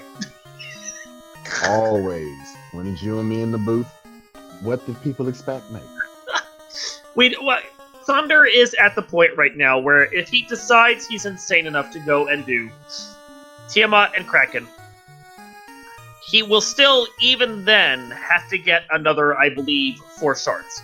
Yep. So he's going to be digging for any of the places he can go that might have shards in them. Absolutely. I'm pretty sure Sir Linklot's in the same boat. I think DBS might be 2 shards ahead, but even still, that's another 2 shards that he'll have to collect. So there's... Yep. We are far from done here. Like, when you're watching the main tournament, when it was like 28 or 32 shards or whatever, oh, that was easy. We could be done with that in an hour and 15. No, we're at an hour and 28 right now, and we still haven't gotten enough shards to finish out this game. Exactly. We're not in no mode yet. Like, no. Even as commentators, we're not in no mode yet. So no. That definitely gives you, you know what I mean? Yep. We could be in Slot McGraw mode, where theoretically we might have seen it, but nah, my eyeballs don't work like that. So we're not in no mode, guys. I'm sorry. Yeah, no, and no mode is interesting to try and figure out when you're talking about shards, because it's simply a matter of the players have to find it for themselves. We have all the key items. Yep. We know where all but one of the fiends are, because I still don't recall seeing Kraken's floor, but maybe they found it and I just missed it, and Shadowed Flames is yelling me in the notes about it, because, yeah. I haven't seen it. Yeah, but we still don't have that one. But even still, it's all about the shards right now, and how they're going to do it and what they're going to do. And so Thunder is just like, shards can come, I'll deal with it when I have enough power to be able to go for it right now. But what I need right now is I need to hit the club scene. I need to get myself some just grind up on some worms. Oh, here we go. We got Kraken. Kraken might be at, if it's gray, I'm guessing Kraken's at Ordeals. Touche. Thunder's at level 30, so that's actually a pretty good grind. And I mean, nobody's sitting at like 16 shards. You know what I mean? Because that would be kind of scary at this time. But as you can see, the skill level of everyone is just supreme. Even when Thunder, even if he decides to spend another, 6 minutes on this grind, once he's done, he'll have the levels to just be able to get through the game, in so long as Topher's not a madness. Link did pick up some good experience there along the path, though, just to point out. He found himself a blue steak sandwich platter. Nice. The Tyro followed up by a couple of sandwiches. So tasty. Nice. Yeah. That man knows how to eat. That's gourmet right there. Mm-hmm. But hey, look, Thunder every turn is getting a level. That's the benefit of, like, enemies that are that, like, good and experienced. You just sit there and you just gain it. And you can see he's beelining right back again after exiting to get his stats back up. Because, yeah, I would not be surprised if he goes all the way to at least 39. I mean, there's a part of me that would be surprised if he goes to 38. 38 was the number, or 49. Like, yeah. Exactly. Like, yeah. Especially since it's a for-fun race and nothing's on the line, you know? Exactly. There's a certain comfort in knowing that even if Topher is brutal, there's not much more you can do. Just saying, well, I got the level. And also the beautiful thing about this is usually with a grind, you're not as fortuitous as being able to get all these worms. So everyone is getting a level per turn. Usually you got to find a grind where you got to drop party members so that someone gets a level. So this is the bomb. Best grind he could find, and they're going down actually at this point fairly quickly, so nothing really to stress about here. He can just take his party, he can get his levels, he can be very happy. Now, it occurs to me, because I keep mistaking which party he's rocking right here, he has double red mage. So the level Yep. he's going for is going to be different than what it would be for a knight. Absolutely. The 38 will probably suffice to get those extras off. And then you'll probably test out going into Topher, because by virtue of you still got to get a few shards and the fiends, you'll walk into Topher level 4. So apparently there was a Kraken fight that I missed. Do not know if he managed to kill it. I saw that he left and went out of ordeal, so either he killed it or he decided Kraken was too tough. I'll let chat inform us about There we go. But I think Demon is just grinding on this 4 Agama tile because they're not putting him to sleep anymore. Mm-hmm. And I mean, he's got a bit lower levels. Yeah. Right now, so That was enough levels right there to help carry him through to when he decides to go take on the worms. Assuming they know about the worms. Kraken was super evasive, so he is not dead yet. That is going to require a fair bit of luck.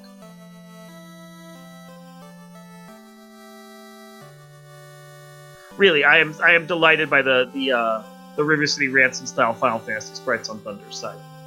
They're adorable. Oh, definitely. Got some primo levels actually on Team Thunder a lot right now. They're both rocking mutual 30s. So. And Thunder is still going. But that doesn't mean this race is over by any means. Oh no. It all evens out in the wash at this point because no one's got all the shards. And I mean, it just matters on how you like to go about it. Like, for all we know, DVS and Demon might really just go on a minimal grind and be able to find the best patterns in Topher and then still bang it out. So we don't know how this is going to go. But we are getting to that point, as I said, where everything converges on each other. As you can see, 3 screens are hitting worms. So yeah, within the next 10 to 15 minutes, we should start seeing a Topher or so. Unless we have to find the obscure stone.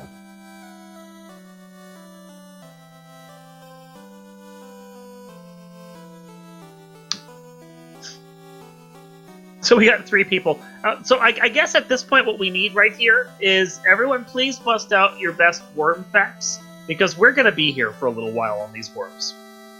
Yes, indeed. Your worm facts today will be appreciated. Usually we like to throw out our, not the cousin, but our friend the Agama. But today we're going to focus on the worm. Now, my fun fact, worms do not have eyeballs. They have no eyes. Wasn't that a dance, the worm? Just get on the floor and Oh, yes, it was! Yeah, there you go. There we go. This was a word. The worm was definitely a dance. Also, around the time the Macarena was a dance. Hey! And if you know the lyrics to the Macarena, as kids, we definitely should not have been singing about it. But that's a whole nother conversation. Everyone do the worm. We're going to be here for a while.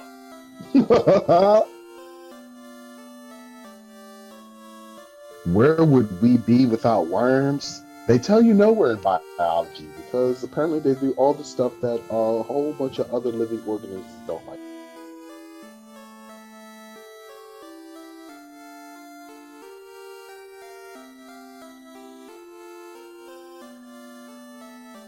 Wow, yeah. I didn't think 5 minutes ago we'd still be here grinding on worms, but we're still here grinding on worms. You kind of have to, though. I mean, it's just one of those things where when every single party member can get a level, you just got to go ahead and do it. And I also respect them actually banning the white mage. There's no more utility for it at this point. Brought it back up. Well, there we go. Look at me talking out of my behind. Yep, Black Mage has level 2 spells. Or level 1 white magic spells, I should say. I totally forgot about that. So, yep. Don't even need to ban it. Because, I mean, yeah, like I said before, every single level you're going to go up. Every round of a fight, excuse me.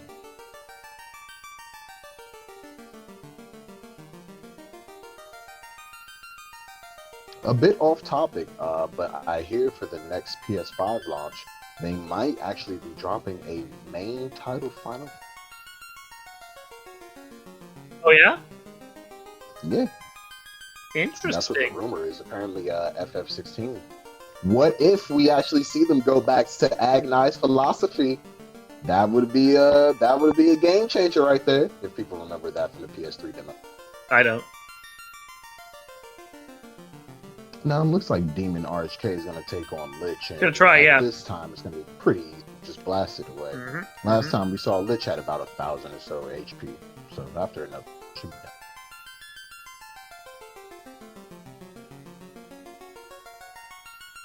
Okay, so Shadowed Flames, once again, our fabulous tracker, doing work behind the scenes to keep us informed, even though we don't always pay attention to his notes.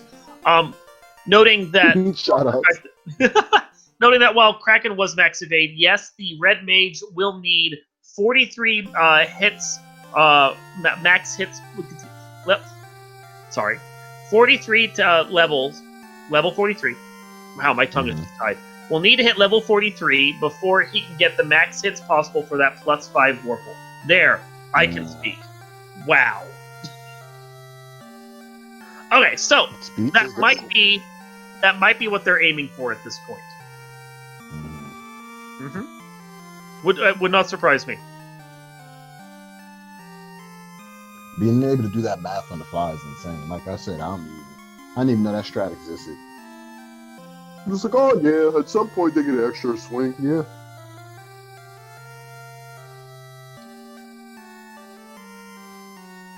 But Thunderlot's doing work.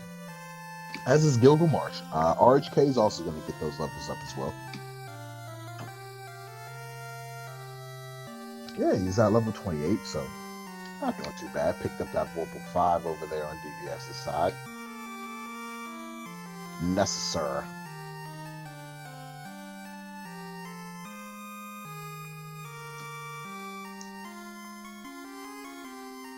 "31 houses, I do the exact same thing. Feels so good when you can just pop houses like cabins and tents. Feels the best. Did I just use 1 charge of nuke? House. Yes. Did I just heal 2? Yeah, who cares? I want that back. I want that back. I need that. Ooh. DVS having to do some healing here because he's in a rough bit of a spot here with his grind. Yeah. Do not want to get ejected out of that because that would be bad. Oh no, and his damage dealer that was working on it is stunned, as well as his nuke caster. Oh, he's back up there. Okay. Getting the business right now. Alright, cool. So, okay. Dazzle.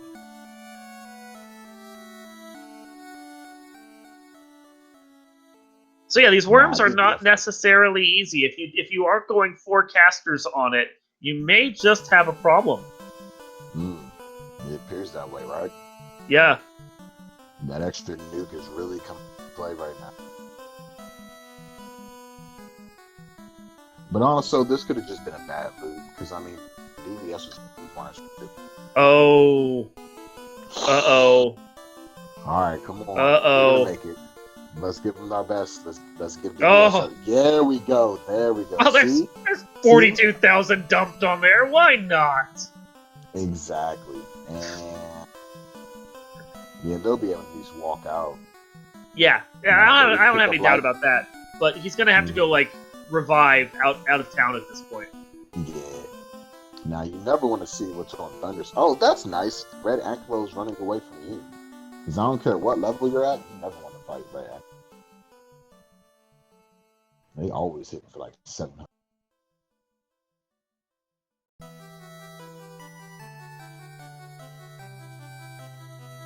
There you go. He's out. He'll get saved. He'll be fine. It's all good. Sweet.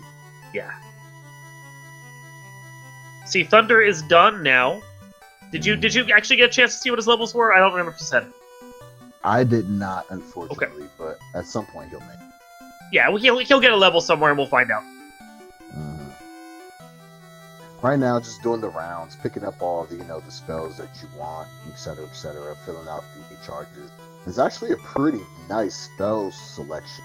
I mean, obviously everything is everywhere, but I mean, this is one of the few rounds where you'll be able to enjoy those level 7 charges, because you are at such a high level. So this is nice. Picking up X-Fur might potentially throw that on a carry too, with a fear. You never know.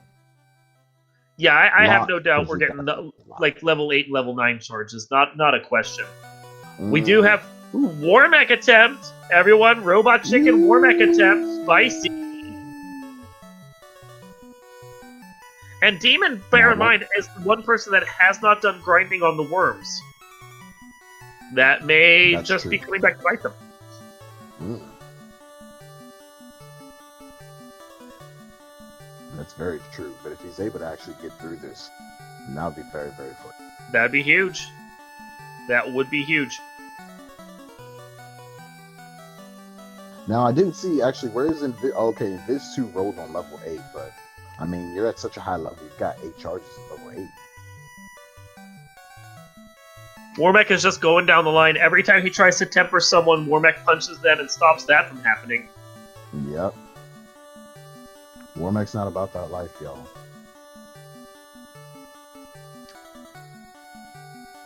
Going for max evade there, and now it's just mono a mono. Yep. A white samurai. The title of my favorite book, Me and Warmech.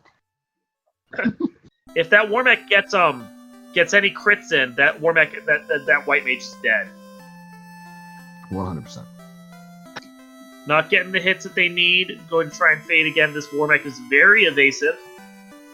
I would just honestly just roll out. I'm not gonna kill it. I'm not gonna kill a clamp. You know what I mean?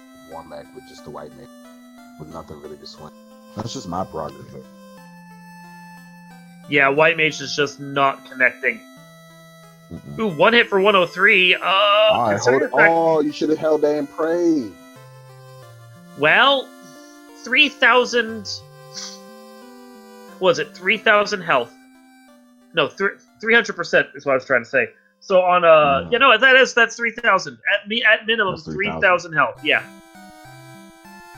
Yeah, this is. That is crit loot. Yeah, it is a crit loot. Now we might see DVS have a bit of a. But then again, we don't know.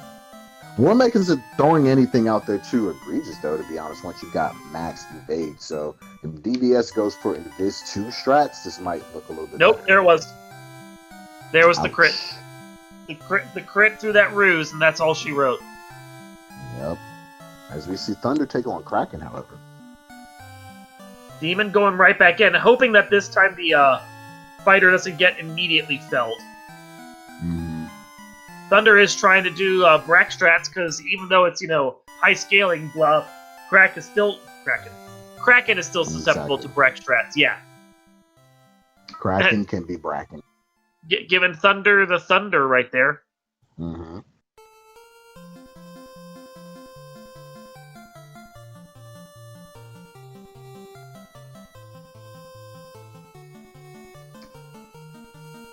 DBS seems to be surviving a little longer with this fighter right now. Do not know exactly what his plan is, but he's getting damaged. Lock 2 came out, that's for sure. Yep. Lock 2 going off, that's great. Fighter's dead. Ooh, that's not great. Too bad, so sad. Goodbye, fighter. It may not be undoable if the red mage has something. Trying to do some fog strats now. There's that thing we were talking about where the fog could actually help with the damage that comes out. Yep. Yeah, and at this point in the game, with all the money in the world, go back and get that 40,000. Yeah. Oh yeah, at this point you don't care.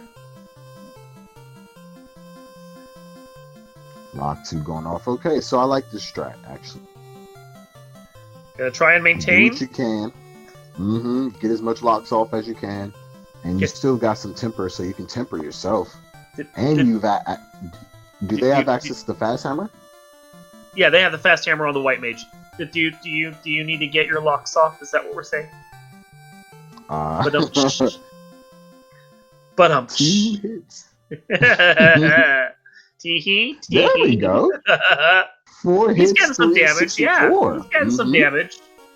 That's looking pretty good there. I might drop another fog just to be safe, to be honest. Not to ignore the stuff that's going on with Thunder and Sir Linklot, of course, because they're trying for double Krakens while DVS and Demon RHK are trying for double Warmechs. And Kraken told Sir Linklot to shove it. So yeah, this is very interesting, but it's the convergence that was bound to happen. Lit 2 going off.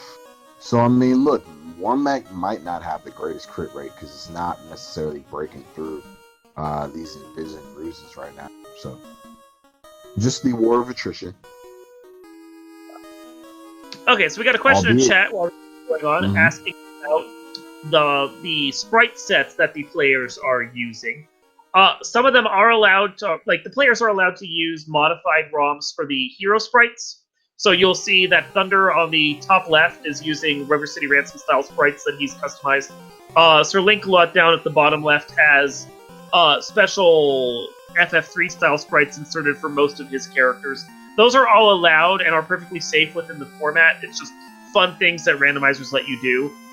Trick of it is, though, of course, that the only things that you're allowed to edit in your ROM are the hero sprites. Nothing else will pass the approval of our tournament safe ROM when we're using it. This is a problem for DVS. Yes, it is. However, DVS has gotten down, I think, more than 2,000. Yeah. So now the thing that's troubling, however, is Lit 2 is doing damage, so they don't have no ribbons. Yeah. And that's scary because you're like, all right, Lit 2 is hurting me. Like, that's not good because you haven't seen Lit 3, you haven't seen Nuclear, and that shares the same pool as the big bosses. So this might actually think about where haven't we checked? You know, did they go check that very far off chest and say the sea in one of the sea floors that people sometimes forget? Did you get all of the marsh? All of those marsh, even the keylock chests? You might have to go actually get in some obscure chests because ribbons might be necessary. So Thunder did get through that. He's done. Moving on. Kraken is dead. However, DVS was once again ejected from that Warmech fight because he just wasn't doing the damage with that hammer. So he's decided to move on and go somewhere else, and I can't say I blame him. He had a long think about what he's been doing with his life and then moved on. Exactly. Ouch. Just ouch. Only needs 5 more shards, just needs to only needs 7 more 8 more shards. He keeps going up for me. Just needs to figure out where he can get them.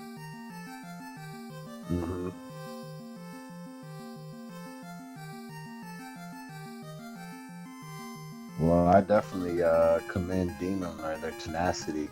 They haven't even done a worm grind, and they're like, nah. No, man, whoa! You know? He got through? I didn't see that. Got through that. That's amazing.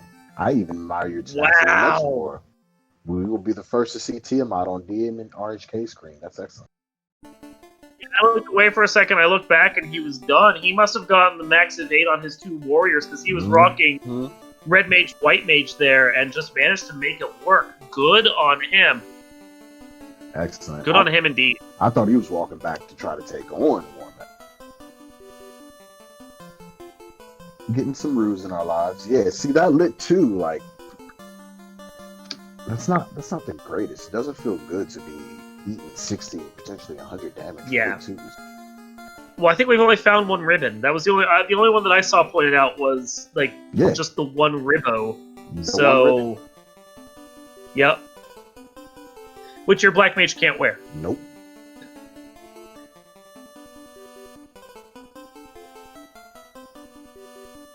It's fine. This seed. It's all fine.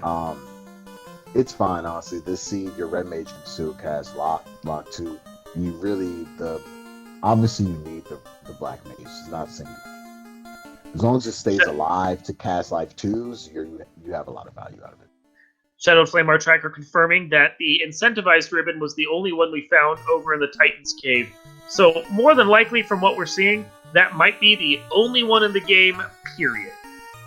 With Carry down, Thunder is now going to go try his luck with the Warmech, and he's not that far off from being done with his shard collecting, I don't think.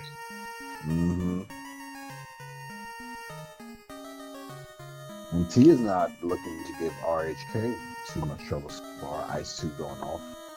Yeah, if Shadow Flame's notes can be believed, and I have no doubt that they can, Thunder is sitting at 32 right now, so all he needs to do is get through this 1-2 punch of Warmech Tiamat, and then he will have all the shards that he needs. And whatever fiend Sir Link-a-Lot was just fighting, I think that might have been Carry, they're dead as well, so that's another one on the pile there for Link-a-Lot. Maybe it was Kraken. It's all becoming a blur. Yeah, that was Kraken. They're at the Ordeal's location. That was Kraken.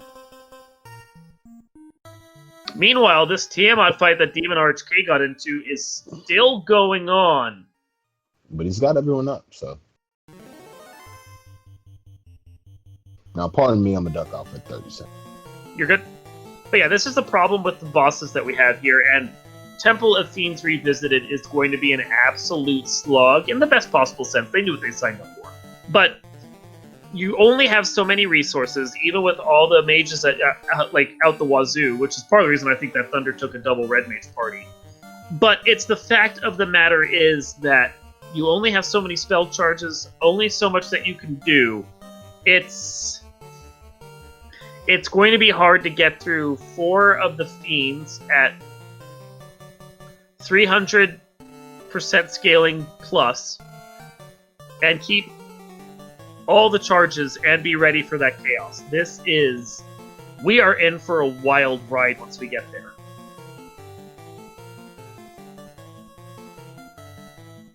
Demon has that Tiamat down. Good for them.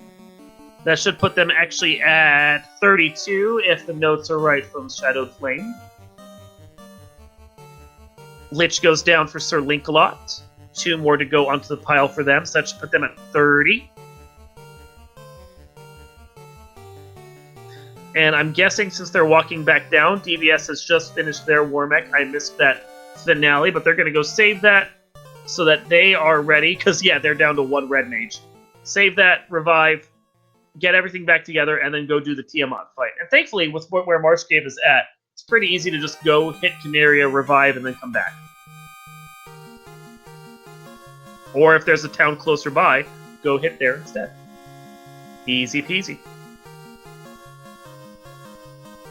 Thunder surprisingly still has all 4 members of his War Mech execution party standing and ready to go. Although, of course, hit squad. Well, and he did grind up a long way of the way, so if he's got his spells going properly, this War Mech may not be as big a problem for him as it was for the other side. That's true. I do think, however, War Mech, given that it's just got great crit, is going to body somebody the first round. But he might probably take this. Ooh, 8 hits, 975. Never mind. Never mind.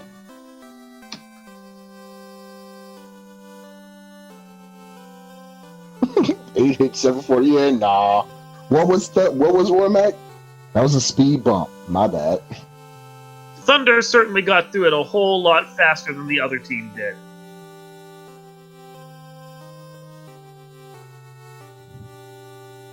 And yeah, he only needs these 4 from Tiamat, and I somehow don't think this Tiamat's going to be anywhere near the problem that, War Mech was.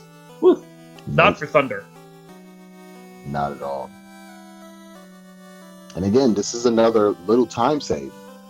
Now, this is at the point where, because it's co-op, this is where now the co-op factor is it's almost done. You're still going to relay back information to your teammate when you go into Topher, like, oh, okay, because you'll be tallying hit points and try to lay back to your team, like, oh, okay, carry 2 is only 1,823. Yeah.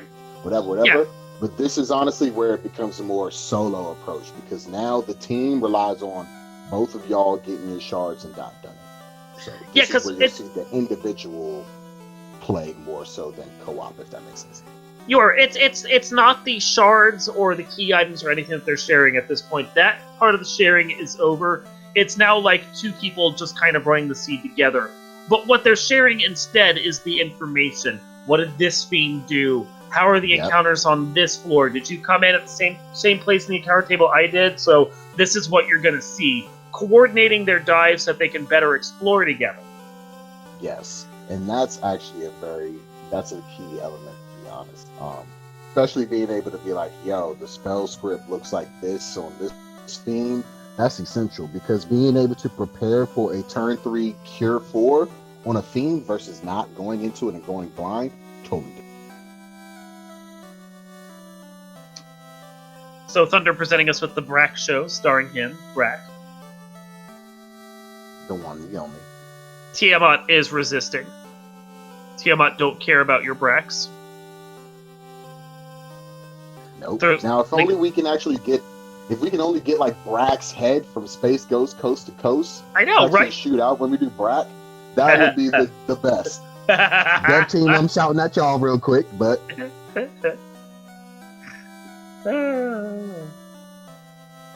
we got DVS coming back in here, gonna try it again. Yep. Demon taking on Kraken. Sir Linklot still working on this war mech. Still has his party members up though. That grind that they took to whatever level they're at right now cannot be understated. Definitely can. Because Demon still has to do it. Thankfully, it's at Topher, so he'll have to go there anyway, so he can just pick those up, go back, warp out, etc., etc. But Demon still has to go through the worms, because he's like a solid 8 levels behind. Mm-hmm. So is DVS, to be honest. DVS is at level 31. And I mean, I can't tell them what they're going to do, because I mean, they could definitely go in there and, maybe they'll be able to get it through. But Thunder and Sir Linkalot are having much, much easier time. It's their HP pools alone. Let them get hit by War Mech and not get bodied. Yeah, well, and the reason that is of course, because they are level 49. Exactly. Yeah. Yeah, he just went straight off, and he's just like, nope, all the way. We're just going all the way at this point. I'll probably get max level once I'm in Topher, and that's that, and whatever. I want all of it. Gimme. And with that, Thunder is now able to go to Topher, and at least as far as our on-stream runners are concerned, will be the first player to enter the Temple of Fiends Revisited. We haven't seen the dot done yet, have we? No, we have not. No dot dones. The only thing we saw was someone asking what the time was in there, so no one has finished yet. So as far as we know, this is really the first person to be heading into Temple of Fiends.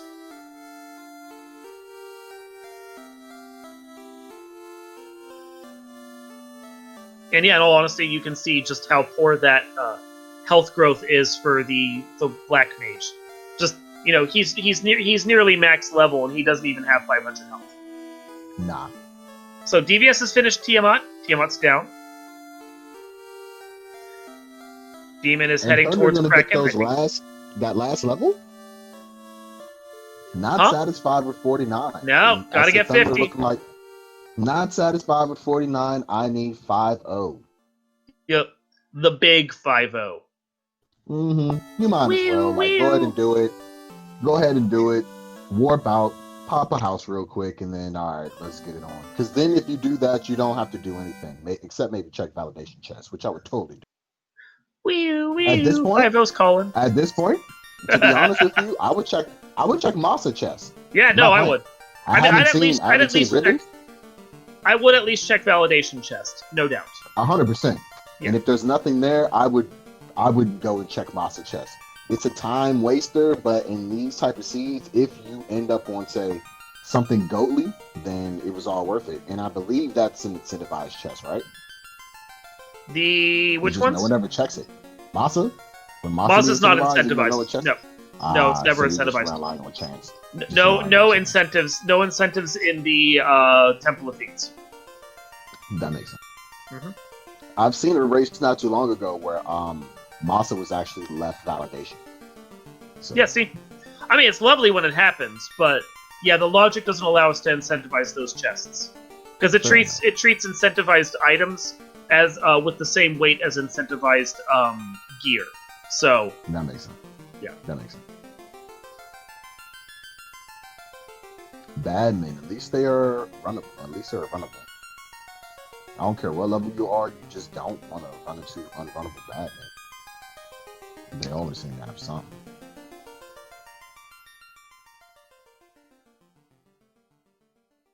Will we get validation? We'll get lobster.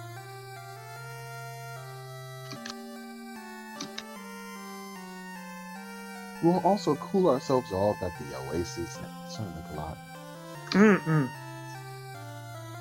Thunder finding lobsters here. Oof. Like, we saw them before, and they were really nasty. And they're still nasty.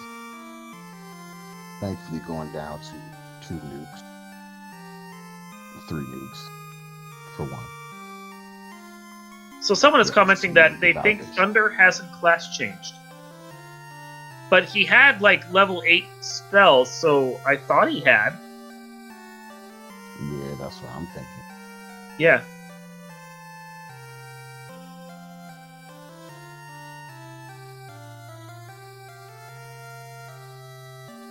Shout outs to 2 Hour Garland, by the way. Garland's like, I've been waiting for hours. When are they going to show up? Mm-hmm. And then they get steamrolled. So, Just Thunder, pose. Ooh. Thunder, the first on stream to get into the Earth floor. So we got Thunder and also Unrunnable Gas. They don't seem to be doing anything though, which is good. You'd hate to see something like Toxic just come up. We've got a lich. We've got a lich. Gas D's not going down very easy. Sir Linklot gets ejected. That's a nuclear lich. That's actually good to see, to be honest. Because that means that's a nuclear. Gets one of them out of the way, yeah. And wisely, Thunder is trying to use Quake strats. Quake is one of the things that can actually affect the undead. So it's one of those things of, if you can insta-kill Lich, which I think is with Quake, and I'm sure Chat can correct me, it's a 12 or 16% chance, then you don't have to waste other valuable resources, huh? Yeah, I think it's 12.5.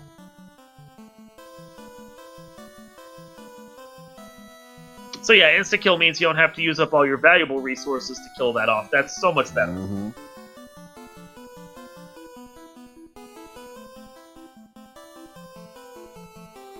So yeah, quakes and swings and just try to go to town, because what else are you going to do with that? Like, Black Mage isn't going to use Brax or Saber. Yeah, no. Exactly. He doesn't care. Exactly. That's a free round. That's a very good move. And there you go. It's done. So we got past one down. The old boy Lich. Wow, those Gas Ds weren't playing, were they? No, that's the second time I think he's been ejected from them. Mm-hmm. And no, Thunder didn't see them at all. I'm sure Thunder's probably saying that exact same thing to Sir Lincoln at the moment. Oh, no, I didn't see them at all, mate. Garland, the villain's so nice, we've seen him thrice. Exactly. And he gets steamrolled every time, too. Mm-hmm.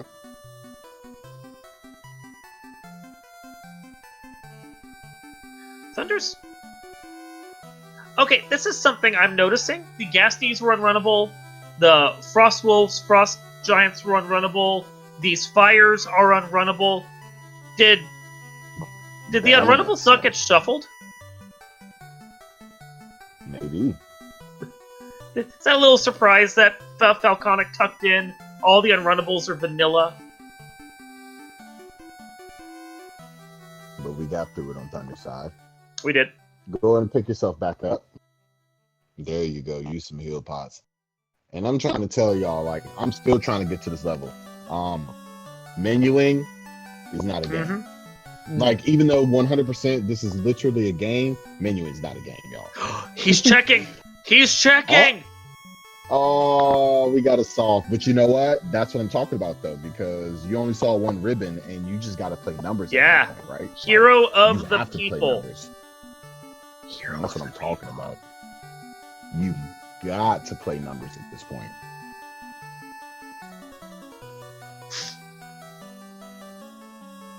Doesn't get anything for the effort, but he does get our admiration. And isn't that enough? There you go, exactly. A man of our hearts. Yeah, definitely. And I mean, what if you found a power ball or something down there, you know? Like, and it's the thing that your opponent may not exactly. You know, it's the thing your opponent may not do. Yeah. You know? Now what's carry two? Trying to figure out what he's gonna do. Lock two, ruse. Is it double lock twos throughout? Ooh, double lock twos, okay. It's starting to dip it. No. Oh, that's bad. Oh. That's an absolute oh. Yeah, that's a problem. So he's gonna have to start buffing up his White Samurai for whole day and prey strats, I'm pretty sure. Facts. You might as well get yourself some tempers out there too. I know you're thinking about it, but nah, just go with the ruse and the Viz 2s. There you go. Get you some tempers in your life. At some point, you got to sneak in that fast hammer and then just go to work. Get another lock. Thankfully, Getting that fast hammer. Exactly. There it is. Oh, and nuke. There was Oh, a nuke. no. Not the best thing to see, but not the worst, to be honest. You survived it, right? And, I mean, you have the white mage that can cast Cure 4, so... Yeah, but every time you're having to deal shock like that, it's one more thing you're having to worry about there. Like, you don't have that resource there, and I'm not sure what weapon he's swinging, but that's not a very good weapon. Wow, and Sir Linkalot actually survives a round of zap. There was a big hit. Carry, so... What is that sword? Could be the sun. No, it's not the right color. It looks like a katana-style blade, but with a purple color to it. Purplish. Yeah, exactly. Rune sword. I didn't realize the white mage people used the rune sword. Yeah, it was crank like I thought it was like a power staff or something. So something dumb, but no. That was that rune sword +7 we were talking about at the very start of the game. Yeah, you're right. It came through, and I forgot because they're able to equip those thief swords, and the thief can use the rune sword. So. Oh, there you go. I missed that detail. So yeah, see, right there, that rune sword paid off big. The +7 actually allowed them to crank out 600 damage on a swing at one point. Massive. As H2O bot jumps in FF1, telling everybody, yes, drink some water. Very hard water right here. Kraken needs a water softener. Yeah. Throw a little salt in there. Tonic. Damn. All the varieties of water. You want still, you want filtered, you want distilled, drink some water. By the way, actually do hydrate yourselves, people. That is fundamental to living a quality life. We've been watching for over 2 hours. Make sure you hydrate.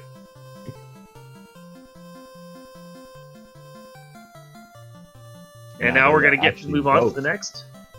Now, this is one of the gatekeepers here. And we've seen a nuclear and a nuke come out. So that's actually decent. For all we know, we don't have to see another nuke or nuclear, but we definitely could. So it looks like DVS and Demon are both engaged in their worm grinds now. Just back at the club, grinding up on those worms. So we do have Thunder doing the Kraken pull. We have Sir Lancelot, honestly, not far behind, surprisingly. Also going to get ready for that Kraken pull.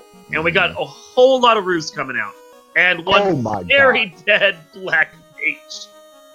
Very dead. I have not seen 17 hits come out in a long time in Final Fantasy 1. Let's see the beatdown like that since Punch-Out. That's what I'm saying.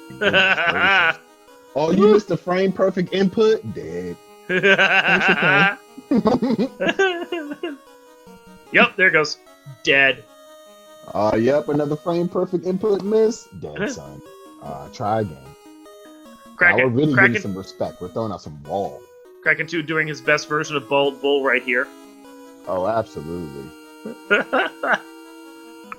Fun fact, if you actually look in the audience, when the guy shoots off his little camera thingy, you can hit Bald Bull. But to be honest, I didn't know about that till old boy Miyamoto told us that. He was like, come on, guys, I'll slip it.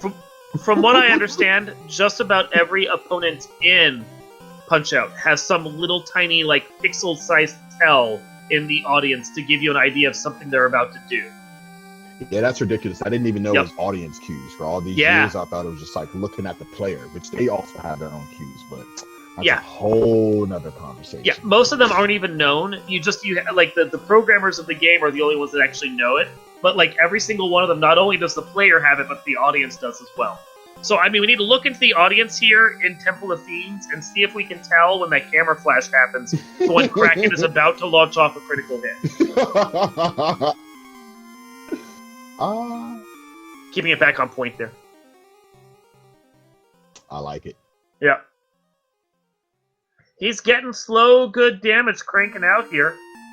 Mm-hmm. Uh, And look, I no! mean, That's a problem. That's a that is a big problem. There's no more life. No. This is solo red strats right now. Mm-mm-mm. And we haven't even seen Tiamat yet. Well... You have to do it. Like, there's no way you can't not do it because this he's is deep enough in. information He's got to try. Yeah, Nothing else you can do. have to try.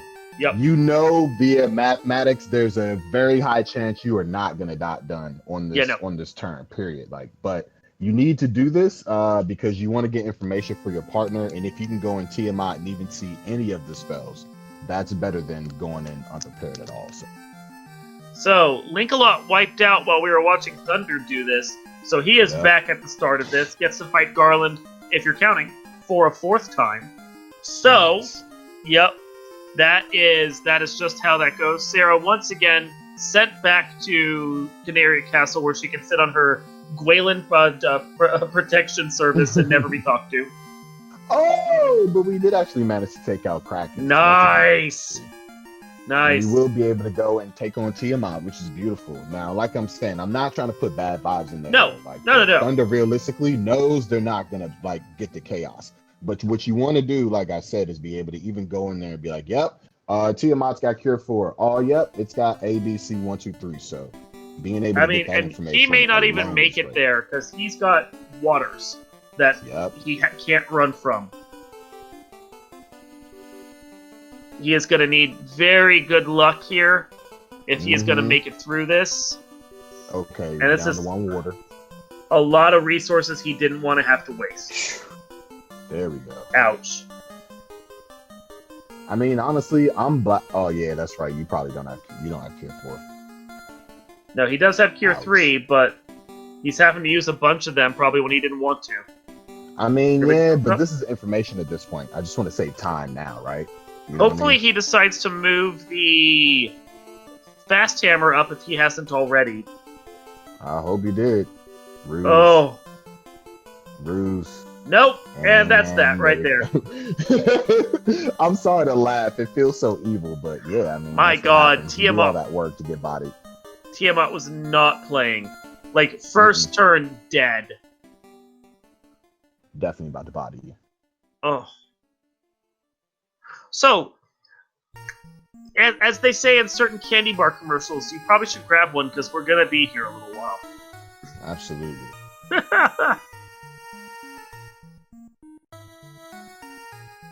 So, in the case of the question now is, you've just seen all that, what do you do? My answer is, set down my controller because I want none of this. Yeah. Yeah. But you gotta make it work. There's no more levels to be had. You know what I mean? You can't go digging for any more chests. There ain't nothing. So, you gotta make it work. Logic dictates that you can definitely do it. You can definitely do it. I mean, 3 and 2 6 chance and nothing else. Yeah. Being able to definitely do it doesn't really feel good if you're not able to do it. Yeah. You know, like, oh yeah, you can definitely dunk, but I'm only 5 for 3. Oh my God. So. Although most of us aren't Jordan, so. Exactly. Yeah. But honestly, at this point, it's been long enough since he played Jordan isn't Jordan anymore. Pretty much. But when you boot up NBA Jam and put in that cheat code, it's a whole nother game. We've seen enough nukes being poured out. They are on fire. He's on nuclear cup. He's on nuclear cup. Chemical burn. Boom shakalaka. DVS also making the checks for those chests. Definitely. It's just so commendable. Look what you've done. Look what you've done. You've gotten chat making all kinds of NBA Jam quotes. I'm glad I can just add a little bit of sentimental joy into your lives.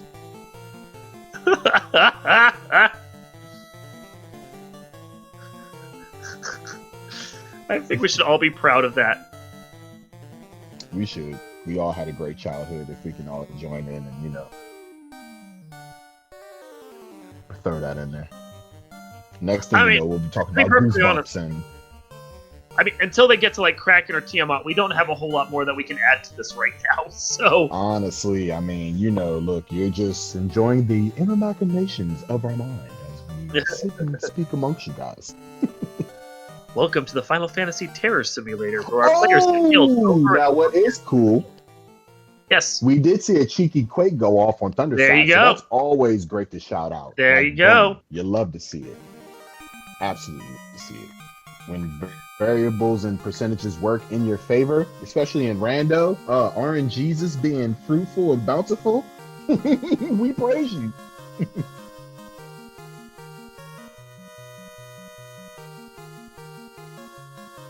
See, now there's the crossover we did. Everyone's talking about, the Mega Man 2 Final Fantasy randomizer that some people just want to try and build, as weird as that would be. I kind of want to see what there's like. So, what was it, like Jordan versus Bird or something? Get 2-on-2 basketball mixed with Final Fantasy. Finish a dungeon and then go play like a game of like hoops.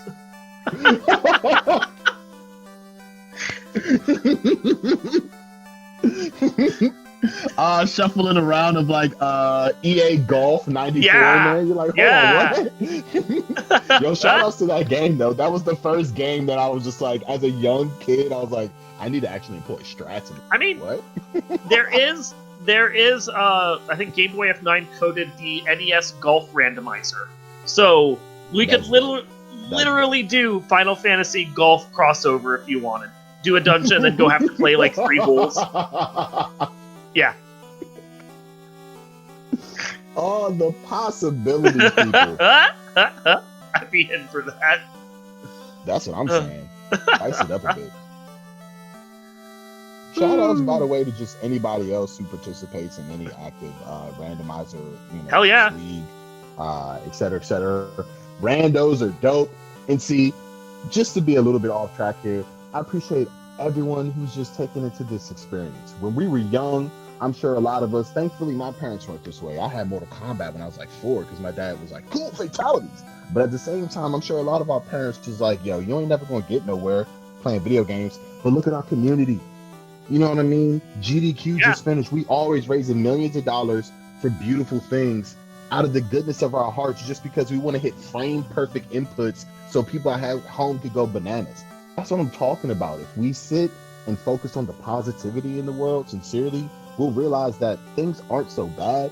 And if we could just share somebody else and have somebody else who might have had, maybe a plighted experience and bring them into a wholesome environment, it makes the world a better. So that's just my little soapbox, blah, blah, blah. But yeah, I'm just happy all y'all here to experience. It's a lovely thought right there.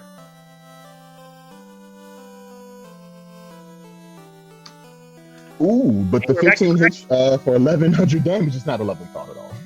Oh, well, Kraken just had to assert dominance. Orders out of the field, sprays a little ink. Pretty. Actually, hits that white mage, but does not knock it down. That's impressive. Mm-hmm. They're still talking NBA Jam in the thing. They're wanting to see Rutherford B. Hayes sprite mods in Final Fantasy. Uh-oh. This Kraken is not going any better than the previous Kraken went for Sterling Claude. Definitely not. You got to keep the black mage up. That's the scary part. Like, you have to. Nope. Nope. No. Wow. Honestly, I'm resetting. I'm not even doing it because I already know what Tiamat's gonna bring. Death as soon as I come to his doorstep. There goes right there and down. Plus 2,000. That was north of 2,000. Ouch. This is hard, y'all. So I mean, like, what do you actually do in this situation? You gotta go play golf. You gotta just. You gotta do something. I mean, do you blow through your Invis 2s on that one? You know what I mean? Just blow through your Invis 2s and save them and just ruse up on everyone else?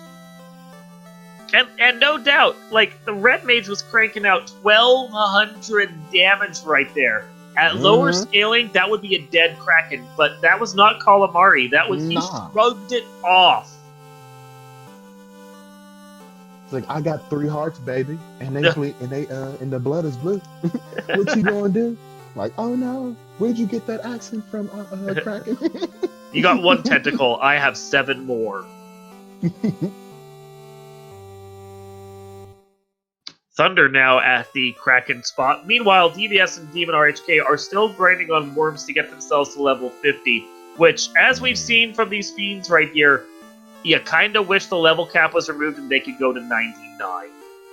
Yeah, exactly. And see, here is interesting because when you know from a race point of view, no team is that done, that 2 hours and some change, you know for a fact Topher is terrible. That's just the way it goes. You know for a fact. Like, CC didn't die done, you're like, oh yeah, nah, Topher's terrible. Well, yeah, and at this point, it's I mean, she has a unique advantage. Yeah. She only has the to advantage finish of being solo dolo. Yeah. So she can finish anytime she wants. Yeah, and that's not to just overhype CC, but like, she has the advantage of being a single party. So I mean, if she hasn't done it, then you know, like, oh man, this is not fun. So Demon and DVS are by no means out of it. No one is out of it right now. Because for all we know, they might just go in on the perfect table and actually come up with the on-the-fly ridiculous strat. We did see another time check from the Crescent Lake party planners trying to see how long the seed has been going on for. I'm sure it feels interminable. But what it also tells us is that they're not close yet. Yeah, and you are correct. You nailed that right there. CC, our Crab Cakes, is soloing this. So it's a huge disadvantage for her at the start because she doesn't get to share items and she has to walk everything out. But she hasn't forfeited yet, so assuming she's at the end game at this point, which she will be, she just has to be lucky once on each fiend. Everyone else has to be lucky twice. Exactly. So if she's not done yet, then you know for a fact, like, that's not good. But it could give you a little bit of a thought advantage if you're, say, DVS, because you're like, all right, maybe I really need to come in here with unconventional strats because I haven't seen anything yet, but nobody's finished. Play the meta of the game, yeah. Exactly. Be like, yeah, maybe be prepared to blast X first. You know what I mean? Yup. Now, Thunder knows he can get past Kraken. His big concern right now is just making sure his white mage survives it. It's looking okay right now, though. Okay. Thankfully. I mean, that was an 800+ round off. Well, he has that power rune sword going. There it is. And there we go. That's beautiful to see. So we'll be able to get everybody back up feeling good to go. Yeah, because he still had the white mage up, he can actually do a revive. And this Tiamat is going to be a very different, we hope. We hope it's not just dominoes just going right down the line and wiping everyone out. Yeah, what was scary last time was we saw that 17 hits for whatever it was. But mind you, that was on the white mage last time. So you're hoping that, hey, look, the red mage with the pool is able... I wouldn't do that if I were Thunder, because that's a lifer. You know what I mean? That's me. I understand conventionally, but red mage doesn't have a life. So I would probably throw that black mage at least in the second slot. Red mage, though, has better armor and has better health, has better a lot of things. If anyone's going to survive, it's going to be the red mages. So, yeah, I understand that, but being in the first slot, they're going to get the black mage is going to get targeted more, right? Because I know the third slot, like that's the least targeted slot. But I feel like I would have switched that red mage for the black mage. He wants to crank out damage, prioritizing the sword damage over anything else. Nice. Especially since he saw the that Tiamat just roll out for 1,500 damage against the red mage the previous time. He's not taking any chances. Yeah. And see, that's why obviously they're on screen right now, and I'm just talking about them. You know what I mean? Just chat about NBA Jam and golf. It's fine. Exactly. Sink a hole in one. The announcer comes on from downtown. Town. Yo, well, like we're gonna actually be the catalyst for somebody doing this. You know what I mean? I just want you and me to commentate the OG, the christening. Yeah. Because we put it into the ether. So now we've got the Elemental 2s coming out from Tiamat. So Tiamat so not far nothing looking too bad if you go on a planet. No, so it's leaving, Tiamat's... however, Chaos. Now, what? Oh, there's a big hit. Just flats that fine. black mage. I don't see a black mage. There's no black mage there. There's just a dark streak across the floor. Now, what I'm considering is we haven't seen Cure 4 at all. Not yet. Still the potential nuclear. Still the potential nuke. Tornado's not the best when you don't have ribbons, to be honest. You know what I mean? So there's still some things that we haven't seen. Like I said, I was talking about the dream scenario, Fast and Cure 4 on my boy Chaos. So does the dream exist? Durr just got hit so hard that may literally be the only thing he can say after this. Absolutely. Even in the next life. But Tiamat down. Oh, Tia down. Okay. Fighter White Samurai, or no fighter. Red Mage White Samurai strats are working really well. They are. Now, people, is the dream gonna be alive? Are we gonna see turn 1 Fast, turn 3 Cure 4 from Chaos and just bodying people to pieces? Or are we gonna see a dot done? And not a dot done, but at least a finish. Not yet. Yep. No Link dot has done to be able to. Link needs better luck. Although Link also has arguably the worst party here, all things considered, despite taking a fighter. Yeah. Yeah, the rest of the people on stream took that fighter Rainbow, but Thunder did the party we were talking about, and it seems to be benefiting them. Yeah, I mean, the fighter's strength ended up working out. Agility is one of those things that's overall in the game, at least in this Final Fantasy, is not as... Oh, there's another dead black mage. So long. We've got red mages, though, and they can do everything that the black mage. Anything you can do, I can do, kind of. Exactly. So we're getting some ruse in our lives. Block 2 now, and 628. Okay, that feels good when 628 It's a good start. It's a good start. Now, this Chaos could can be up to 10,000 health. I'm over-unders in chat for 7,000 or more. I'm going 7,000. Oh.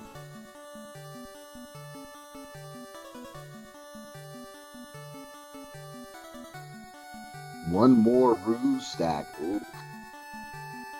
Went for the X-Fur. I appreciate that. Cheeky X-Fur? Did it actually land? No, it didn't land that time, but he's trying. He's trying. No more X-Furs. And a nuclear. Okay. There's a low roll on that. Wasn't so bad. Trying for the mute now. Went for the mute. Yeah, look, that's honestly a play. No joke. It's a very strong play, yeah. There you go. You just got to worry about getting your evade. I mean... Trying again. Damage poison. Really wants to mute him. Look, I commend the play. I do. Because continuing it's not to lock. A bad play. Continuing to mute. And he's got his evade stacks up, so he just needs to get rid of this. I didn't see whether or not that hit or not. Okay, so we're gonna. Guessing it didn't. Okay, cool. Okay, 4 hits, 843. That's nice damage. So yeah, I would definitely keep. It's coming. It's coming. Keep the party alive.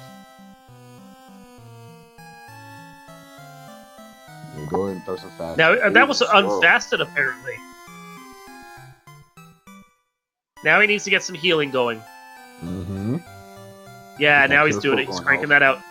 Yeah, smart. and look at that evasion coming through. Yeah, Beija's working out great.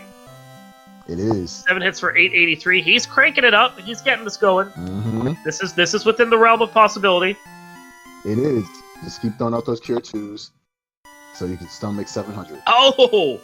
1,300 damage cranked out from that go. fighter red mage. 11. Yeah, he is whacking. This is a nice strat. Okay, this is looking very, very doable.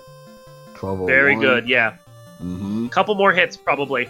Oh, yeah, and if you can get off just 2 more cure 2s, depending on the rolls, you should be, if he gets off 1 more cure 2, even a hit from Chaos should be absorbed on the red mage. Oh, there it is! There we go! Chaos so that's one half. Go.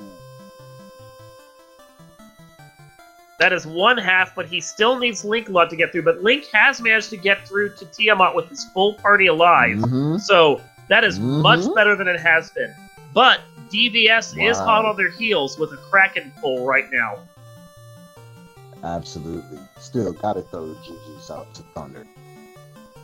Don't know. There doesn't seem to be a dot done yet still, so we could be looking at it, folks, on screen here. That would be dope. So we know Chaos has to have at least 6,000 health. We're expecting, from what Shadowed was saying and from what the number of hits that we saw, probably close to 9k instead. So that over on 7,000. Correct. More than likely. It took another hit past the 7k mark. So yeah, we're looking around 9k. And it's doable. 100% doable, yeah. Yeah, Chaos, so I mean, like, once you get your evasion up, you just gotta make sure you stack appropriately and then swing. Remember, kids, make sure to stack appropriately. So Tiamat's down on Sir Linkalot's side. Thunder should have passed him all of the information he needs to know. So now it's just a matter of the Linkalot being able to pull this off. Still don't have a dot done from anyone else. They could, very possibly, be the first team to finish this out. Shoutouts to Sir Linkalot going to the right while Thunder went to the left, by the way. Full coverage. Chaos. Yeah, full coverage. They definitely coordinated on that. Theatrics are important, y'all. You get buff stats out. Fighter's gonna take a chunky hit, doesn't care. The fighter is not the linchpin of this party here. Fighter is just here to test out some hits and wait. That's it. Just be a sponge.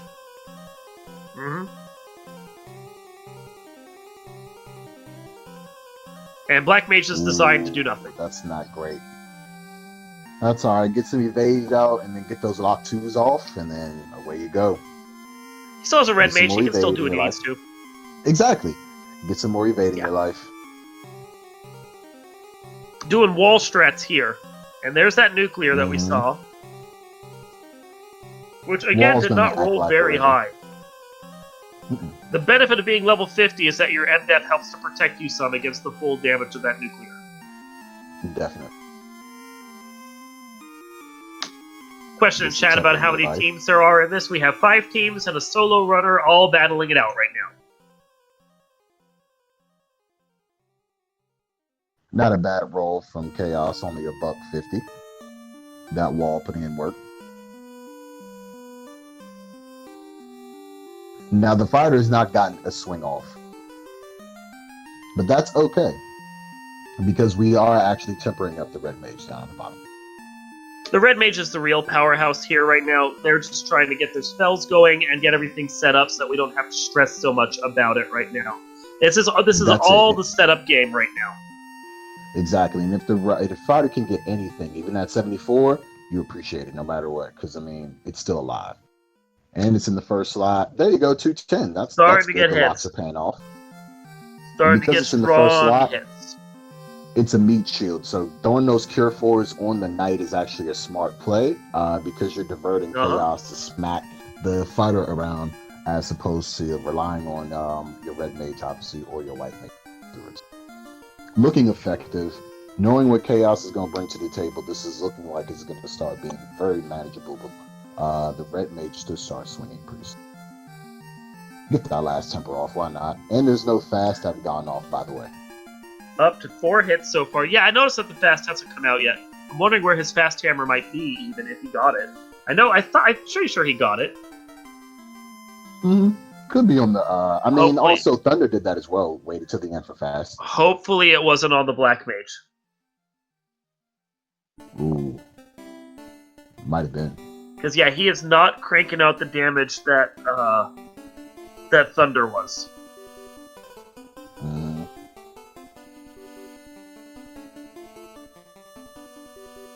Yeah, he's probably getting about half the only damage that Thunder was per round. Ooh, that was a big one. 5. Okay, with the crit. Yeah, hold it. Get your crit loop. He's getting it going. Very solid chance right here. Gilgamesh is putting in work, though. I believe he's actually about to approach Chaos. Yeah, he got through. Mistaken. He got through. Now, it looks like Demon was set back and may have gotten a little lost on the floor there. Mm-hmm. Yeah, this and Link is going to need to... Yeah, I was going to say, Link's got to heal up some. There he goes. This is the attrition game. As long as somebody else does a snipe, this could be Thunder lots to take. Slowly getting it. Yeah, they're starting to really crank up the damage. Yep. And I mean, that's it. The swirl came out. There's nothing else that's going to kill these guys. So we don't know what else is happening, though. So, I mean, for all we know, there could be the snipe coming. And I will note, Thunder is using that special thing they just put recently into the randomizer, where you can now actually push up from the level 1 spells in battle and get to your level 8 spells. It is glorious. Ooh! That is a game changer. If you've never played this, you have no idea. GG to Thunder a lot at 2 hours, 39 minutes, and 31 seconds. They can push the dot dizzy done and be like, we are number Izzy 1. Yeah, they are, and they did. And they are well ahead of anyone else. Wow. Well done for both of them, because that was not an easy seed at all. Absolutely. We'll get our tracker to check them off as finished, and then hopefully they will come in for an interview.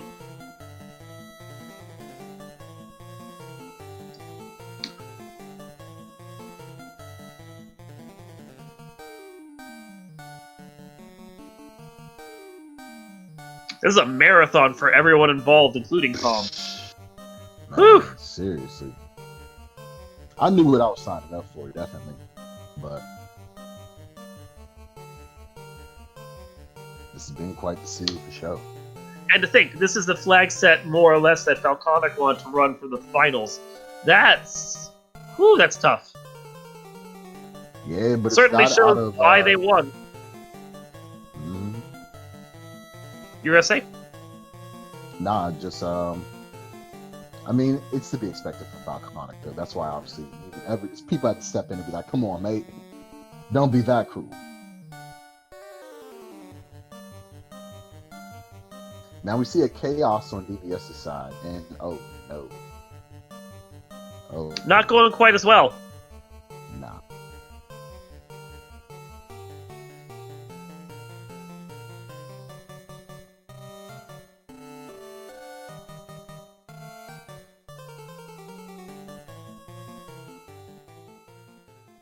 Solo Red Mage could do it, though. They do have like the nice set of spells.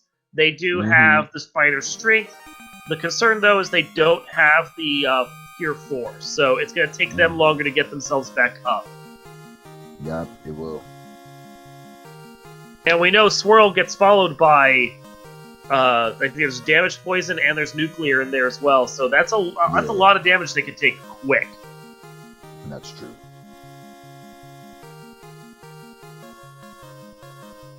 There goes the Swirl. Nuclear will be coming up somewhat soon.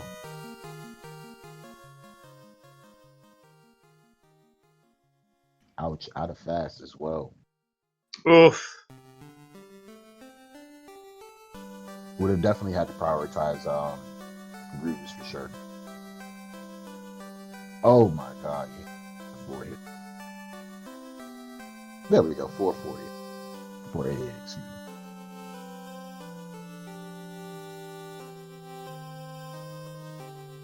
This feels a little bit better because there's no party members. You can truly hold A and pray. And Yeah, hope you can get just proper like crit if you can just get the right crit loop, you don't even have to worry about it.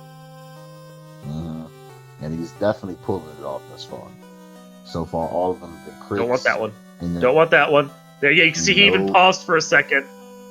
He's like, no, not going to do that. All right, cool. Oof. Okay, good. Low roll swirl. That's it. Low roll swirl. English is terrible. All right, no, keep it going. out. Ooh. All yeah, right, that was two. That's back to back. Actually. That hurt. Hey, look, that's good thinking though. Throw out that Cure 2 hammer.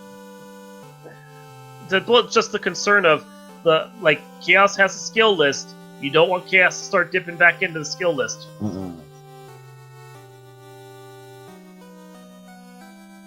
But you need to be over 400. He's even taking it a little higher. Still going. Oh no! Get that 600. Start coming out again. Okay. Yeah, that's what you didn't want. One. Keep it going. Keep it going. But he's gotten a lot of damage off so far. So I mean, he's clocking at least 35, 4,000 right now. Okay, 493. 465. Okay, looking good. Looking good. Nuclear's gonna come out soon, but you'll be able to survive. Looking good. Just watching the numbers to see if we see a loop happen. Yeah. I mean, he's not getting a loop, but he's also not getting Chaos actually hitting him, so good enough.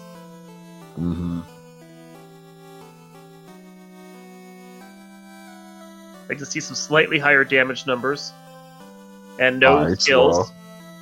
Alright, so you're going to survive nuclear no matter what. Yep. Barely. Get that. There we go.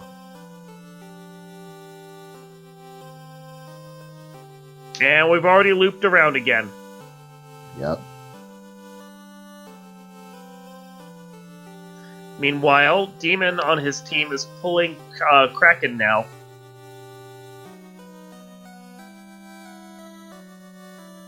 Like, he's done a lot of good damage, DVS has, but he's in a precarious position no matter what. Yeah, definitely. But I mean, look, the Cure 2 is going off, and Chaos seems to want to swing like 11 times before he goes to his proper spell list. So Swirl's okay because you got 3 more turns, like at least 3 more turns. And his hit rate is so low that you're not getting hit. I don't begrudge him taking this up to say 600 or so. So then once you go through the loop, you can feel confident once that second second nuclear comes out, you'll be able to be okay. Yep. Ooh, low roll, so you're fine. You're fine, even if the swirl and the thunder come back out. 448. I do see that Sir Linklot and Thunder are with us in the booth, but we're gonna keep focused on this battle for right now until we see how it plays out one way or the other. Because we've got to give it its full due. Absolutely. 138. Come on, Red Mage. All right, nuclear's coming out. Oh, there it is. Did it? Nice. Did it? There Hold we go. it Yes. Well done. GG's to DVS. We won't bring them into the booth, though, until after Demon RHK is done. So we'll wait on that. As you can see the G's coming out, single G's, because they're not quite done yet. So, Sir Lankalot and Thunder, since you're in the booth with us, how do you feel about that whole mess of a seed? It was something else. It's kind of what you expect when you're getting those high clamp seeds. There's going to be a lot of RNG involved. Unfortunately, the magic didn't help tons early. However, Zap was really good because with the high HP enemies, you want to be able to insta-kill them more than just throw like a Fire 2 or something at them. So it's kind of a blessing in disguise that we got Zap early, along with that Life 2. Usually you would be more happy to see a sweeper with damage, but Zap was probably better than anything else we could have gotten, minus some tier 3s and a nuke.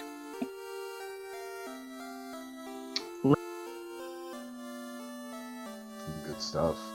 I mean, we were only able to see you guys versus Team Gilgamesh. But what seemed apparent was communication between you guys was sound. In terms of grinding appropriate times and just circling back at the right moments. Like it would be, I think I forgot the item. There was some item, and then within 5 minutes of Thunder, you getting it, I think Sir Linkalachi went to go get it. It just seemed that y'all had like a real succinct method of communication. Can y'all talk about that? Because I mean, that's a really key item in co-op, actually. Yeah, we communicate pretty constant throughout the seed. We're kind of talking about what we're picking out of the dungeons we're in while we're doing them. Sometimes if it's something important, we'll say, "Oh, found a Vorpal +5." I'll be like, "What entrance are you in?" And he'll tell me, and then I'll remember to make a trip there probably quicker or sooner than later in the seed. Same thing, like I'll pull out the ruby and found a ribbon and incentive for ruby today. So I was like, "Oh, got the ribbon out of Titans." Since he's like, "All right, going there right after this dungeon." And so it's just kind of like constantly letting your partner know what you find and where that entrance is, and then just feeding on that information throughout the whole seed. Yeah, and kind of like, not just knowing where, you are as far as, being able to go to Topher, but knowing, like, that was kind of the big thing when he was telling me, it's like, hey, I'm this many shards and I've got my notes. And it's like, hey, there's 2 shards here, 5 shards over here, plus, that's where a bunch of stuff is, or especially the deep dungeon where Armory, bottom of, or top marsh, all of that ended up being where both my white wizard and my black wizard got knocked out right away. And I was just like, I'm just going to try to take it as deep as I can to find out if there's anything worthwhile, and then I'll try to get out. And that's what ended up happening, is I got out with my red mage and my knight and everything intact. I left a bunch of chests behind, but I kind of let him know, it's like, hey, I left these chests behind because of this reason, so he could kind of clear it out since there was so much there to begin with. Those fiends, specifically really Kraken 2 and Tiamat 2, you want to speak to those? Because it didn't feel like Chaos was nearly as bad as those two. Yeah, the only reason Kraken was a problem for both of us is because he got the good RNG of hitting us twice with crits in the same attack through max evade and wiping out our life casters. But otherwise, he really wasn't too threatening once you got all your invises up, as long as the game decided not to get you 3 and 256 in one shot twice. It was going to be fine. And Tia was more tame for me. She just kind of spammed her spell list, although I was looking at the tracker notes. I was 2 spells away from seeing Cure 4, I noticed, but he kind of saw Crack, which was a little scary. But Tia seemed a lot easier to kill than Crack, and lower HP was doing better damage to her, it felt like. Not terrible, to be honest. Oh no, it looks like Demon has wiped out. Oof. Yeah, he wiped out. Yep, Yeah. Coming right back in again. Ouch. I was definitely holding my breath when I saw turn 1 crack come from T. I'm like, okay, I've got 3 people with no ribbons. It's like, who's going to die at this point? It's like, I know I'm level 50, I've got high M-Def, but it's just like, somebody's going to die from this crack, and when nobody died, I'm like, okay, that's good. It's like, I just need to work on getting my red wizard, and like, my knight's there to basically absorb damage. It's like, it's got the Vorpal 5, it's got everything like that, but this is not my damage dealer. My red wizard is the damage dealer right now. Protected at all costs, basically. Surviving those zaps also was key as well, because the first time, I think, Thunder, you wiped on the first time when you went into Topher's zaps. I can't remember. Not I think fully.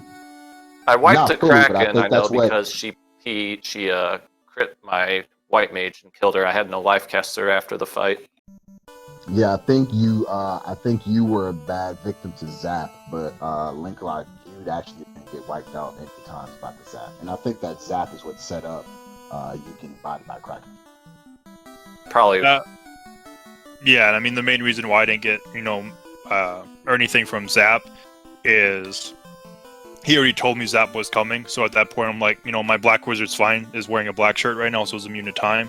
But I need to protect at least one of, either the knight or the red wizard, so that way I've got a damage dealer at that point. And it kind of kept going with it. And it's like, I don't think, I never lost anybody to Zap because of that.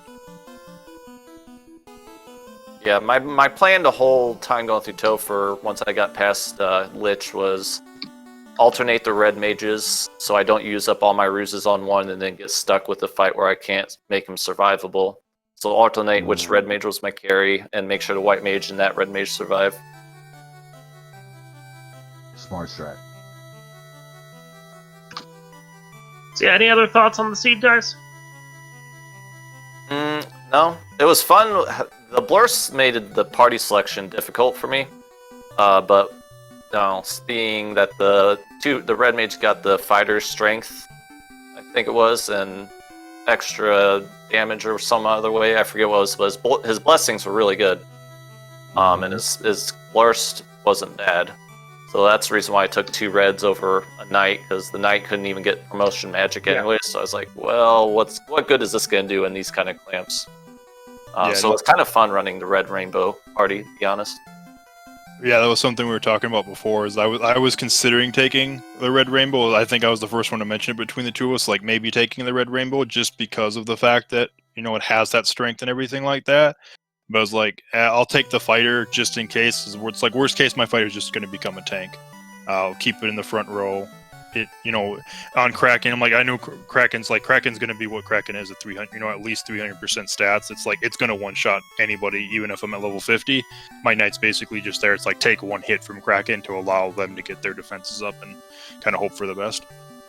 It is interesting, because when I was going to say, when Duchess and I were looking at this, while you guys were first doing your party creation, he and I both settled on the idea that the red mage, like a double red mage might actually be the best party, like Red Rainbow, as you put it. And then we saw Thunder do it, but no one else on stream did. So the take was interesting. Did you actually like having the fighter in the end, or would you have preferred to have another red mage? I think I probably would have preferred to have a red mage, because I feel it was safer, because it's like the knight really was just there. It's like, it couldn't do anything. It didn't have its spells. It had no defenses. Item magic really rolled just complete garbage outside of the fast hammer and the Cure 2 axe. So it's just like, that was just kind of how it rolled. Whereas, kind of how you could rotate the red mages on who was actually going to be, the safe one to get through. Going back, I probably would have done that, because, I like the red mage. It's my favorite. Like, I know in vanilla, it's like red mage is there, but it's like, it's kind of that jack of all trades, master of none. So it suffers from basically everything. And then the randomizer, it just becomes like, if things roll correctly, it just becomes an extremely powerful class right away. Yeah, I mean, I think in terms of y'all being co-op and playing percentages and you taking actually the knight, though, was just a smart play. Just playing percentages, you know what I mean? Because you did have the option of it. I guess the one reason why I decided on the knight myself was like, with it being Melmond items, if our best weapons end up being something, I guess Red Wizard could, swing the Sun Sword. But, if it's Sun Sword and it rolls poorly and we don't see, like, Vorpals, it's like, that's the best weapon for the Red Wizard outside of the Masa. But if we don't see Masas, we don't see Vorpals, and we end up seeing, like, Excalibur or something like that, and that's the best weapon, it's like, it's just kind of there and nobody can equip it then.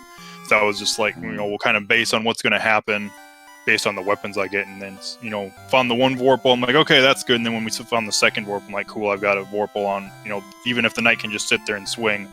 Swinging a Vorpal +5, you see some crits, it's still going to do decent damage without any kind of help. Yeah, I was a big fan.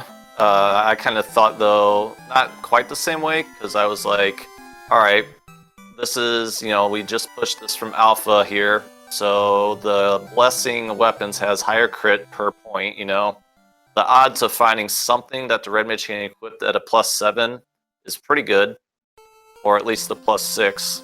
So I was going to be relying on crits no matter what. So I wasn't really worried about weaponry being there. And it was kind of evident when the white mage was swinging the rune sword +7 the whole seed and doing like pretty good damage with the crits it was putting out. So that's kind of what my thought was with the red mages as opposed to taking a knight, is I didn't need the equipability of the knight, felt like. So Demon is in a bit of an issue right here. The white mage got back road. Black Mage is up front, and Black Mage, if they go down, is a problem because they're the only life caster. Yep, and they still got to get through to you. So, other thing that we noted, Thunder, that rune sword did work. Yeah, it was pretty fun. I was a big fan of the White Mage and the Rune Sword. So off stream, while we've been watching this, we have had a few forfeits. The upstarts forfeited along with Crescent Lake party planners because this dungeon sucks. As we see from Demon getting bounced out yet again. Excuse me. I applaud Demon. Go keep going because I mean, DVS finished. You know, even though Team Gilgamesh bodied me in the tournament, that's all good. I'm not saying it's retribution. Yeah, we're gonna stick around for just a little bit longer right now. Give another dive or two before we decide to give Speed Gaming back their stream at this point. Indeed. Because we are heading into the 3-hour mark now. That's very true. We don't get paid to do this, y'all. So. It's all good. I just, gotta make sure that we keep the schedule open at a certain point. And since we've had finishers and forfeits and so forth, but we gotta get them their due. Exactly. So you guys got any other thoughts going on about the seed or the co-op in general or whatever? Yeah, I want to say I think my insta-kills are broken. I missed like 7 zaps on Lich 1. I missed like a total of, I think, 16 bracks between Kraken 1 and Tia 1. And I missed like 5 or 6 Quake attempts on Lich 2 before I finally got my first insta-kill on any Fiend. It was like my 6th Quake on Lich 2. So you're thinking they've rolled down? I know people say MDEF doesn't get randomized, but it truly feels like it does sometimes. Might be something to point out to the devs. I know Wild Ham has been the one that's been like really working on these sliders and the blur classes and everything. It might be something for him to look into. Yeah, I don't know, because it just was really annoying that I was spending so much time trying to get some of these instant kills. I just couldn't land one. Because this is the seed where you want to land those to save the time the most. Yeah. This is the seed, especially once you get into Topher, where you need those to actually work like they're supposed to. Yeah. Hey, look, and this is coming from y'all who done it first, so just to get perspective. But they could have done faster. True, it's all about speeding. All about saving the frames.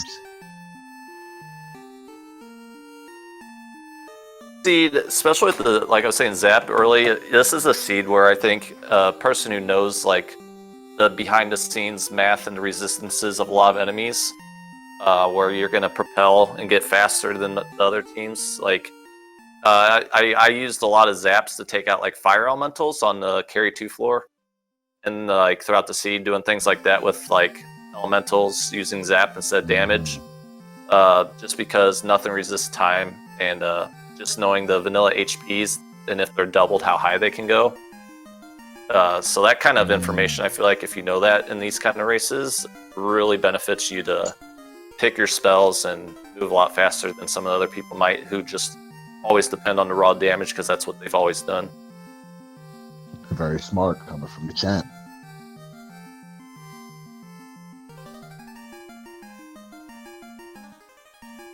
So here we go with another carry pull.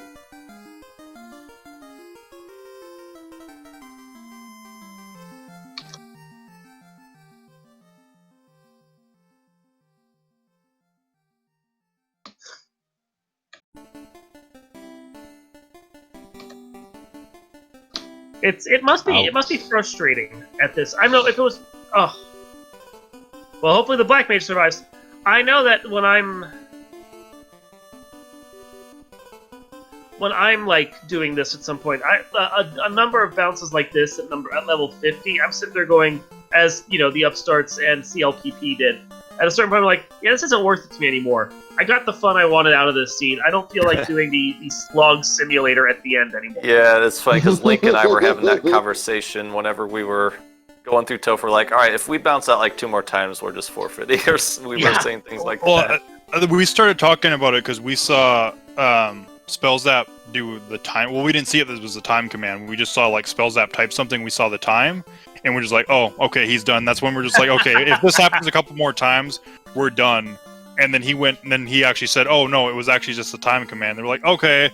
It's like, we'll keep going until, somebody finishes, and then if that happens and we get bounced out, 1 or 2 more times, like, yeah, we'll forfeit at that point. But So Then you made it. getting past Curry. And we have lost another runner. Team Straw has forfeited as well at this point. So, aside from Crabcakes, who's going at this solo, the only team still going is Gilgamesh.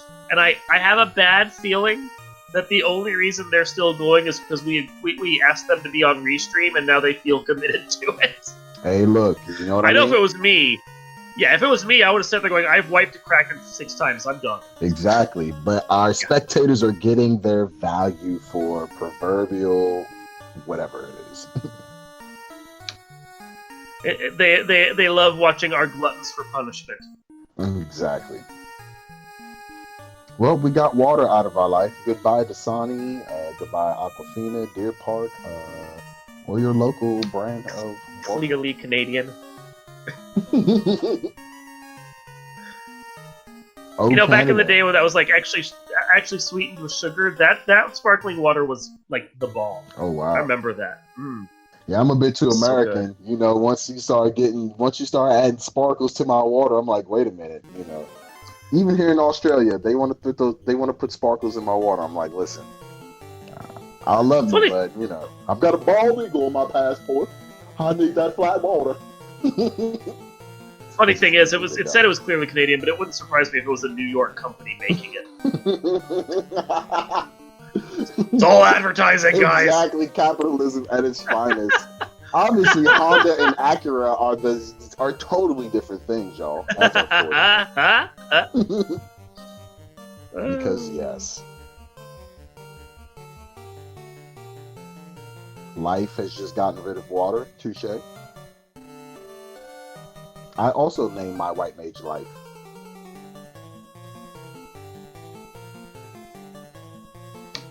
So here we go for another Kraken pull. Alrighty. Now looking at the table, let's see where we're at. How many ruses? I don't know. We're about to see when we get in. We're about to see if Kraken even lets him get any of those off.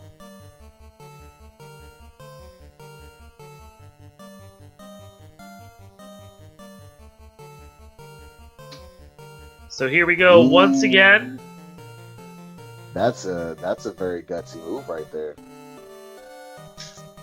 Once again, putting the Black Mage Lifecaster all the way up front. Mm-hmm. And goodbye to the fighter. Down. Hope he didn't want to do damage, because, yeah. First turn, goodbye. That's what honestly gives a bit of FF1 its charm. We're so used to Final Fantasy being able to bring back a party member inside with the Phoenix down or, life spell, but nah, son, you go down. Because this is D&D, baby. We'll bring you back and the up Bane after, takes out the black. Ruse coming out, but we've still got 2 individuals who can do work.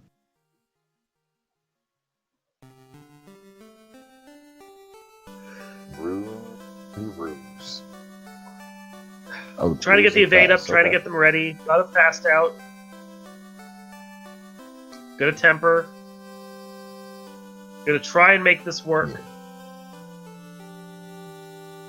I don't think he has wall, and I don't know who has the ribbon, but it looked like the white mage took a lot of damage from that lit too. Maybe I was wrong though. Yeah, no, the ice too as well. They don't have the ribbon. Does not. Fast going off.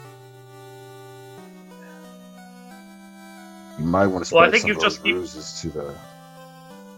You've certainly nailed one of the reasons why this battle has been going so poorly for them. The only ribbon we found was the one from the Titan Incentive. Yep. Only one we've seen. As far as we know, that's the only one in the game at all. Mm-hmm. I feel like we checked all the chests throughout everyone on screen. Yeah, I think we literally just orphaned like 4 boxes on TFC floor. That was it. Mm. And to the disappointment of everyone watching on stream, the Tiamat chests. Oh yeah. Touche. I also didn't check the very far away carry box. That's true. Yeah, no one ever just always goes to the right and get that one. I'm sure I would Chaos run is, and check real quick, but I do not want to fight those fiends again. I'm sure Nah. Chaos is sitting there going, tee hee hee, that's where I put all the ribbons. Hey, look, we did appreciate though, like in Topher, those chests were checked though, because I mean, you got to play the percentages at that point, right?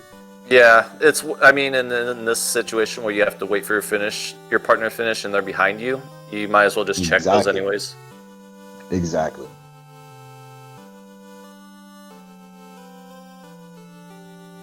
Well, that's a problem. Yeah, this might You be can a see it. forfeit. You can see his face.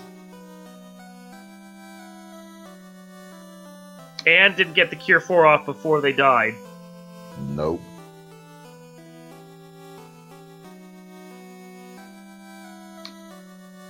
I don't think this is doable. I don't No. think Tiamat's not doable with just a solo. Nope, and there it was right there. Well, Oh, there's a long thought. going back in Oof. and listen, I mean, I applaud them, but I do think we probably should follow your benediction from earlier Dark Moon and probably give Speedy Gaming its stream back. If that's still your predilection. Well, since they're the last people on stream, let's bring let's get DVS invited in here and let's bring him in for a Okay, bit of sweet. an interview so we can chat with them before we decide to wrap this up. So Shadow Flames wants to mark them off, then we can get them in here. Okay, cool. Yeah, let's get Damon in here if he wants to be interested too while he's playing.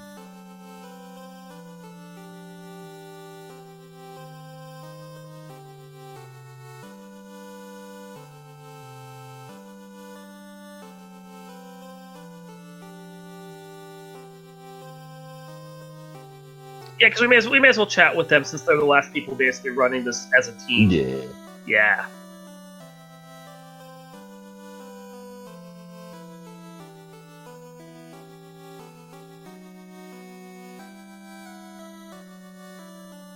I applaud this, but I've seen Demon and DVS both sit there and plow themselves at like a difficult seed for 7 or 8 hours, and I mean, I don't know if I have that much commentary in me. I don't. I got Japanese class in 40 minutes, so.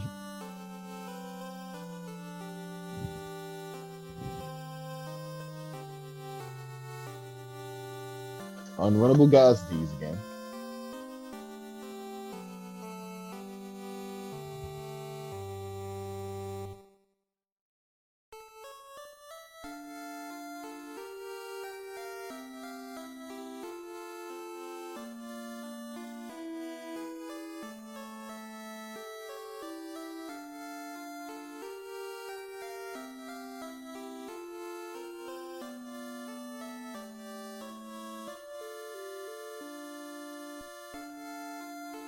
You don't want to see those lobsters. Yeah, those are nasty. I mean, it's a force encounter tile. They have to face them no matter what, but best you can get away from them, certainly. Mm-hmm. And DVS, GG. Hey, thank you. That is, I mean, we appreciate the effort that Demon is putting in here. Mhm. Your finishing up the seed was great. This is just wow. This was quite the slog. Oh yeah. I mean, 300 to 500% clamps on bosses can be bad, but when you have like all of those evasion spells at high levels and out of the reach of that red mage, just makes life a little bit tougher. So, but no, it was good to get back into co-op though. I mean, it's been a couple of weeks, so I'm gonna get back into it. So tell us your thoughts on the seed. I mean, it was interesting because we started off with very bad magic. I mean, Quad X and Zap seem great until you don't really have any other types of attack spells to get to some of your key items. But like as soon as we got moving, everything kind of just flowed. I think for myself, I kind of got mixed up a little bit there in the middle, which wasted some time.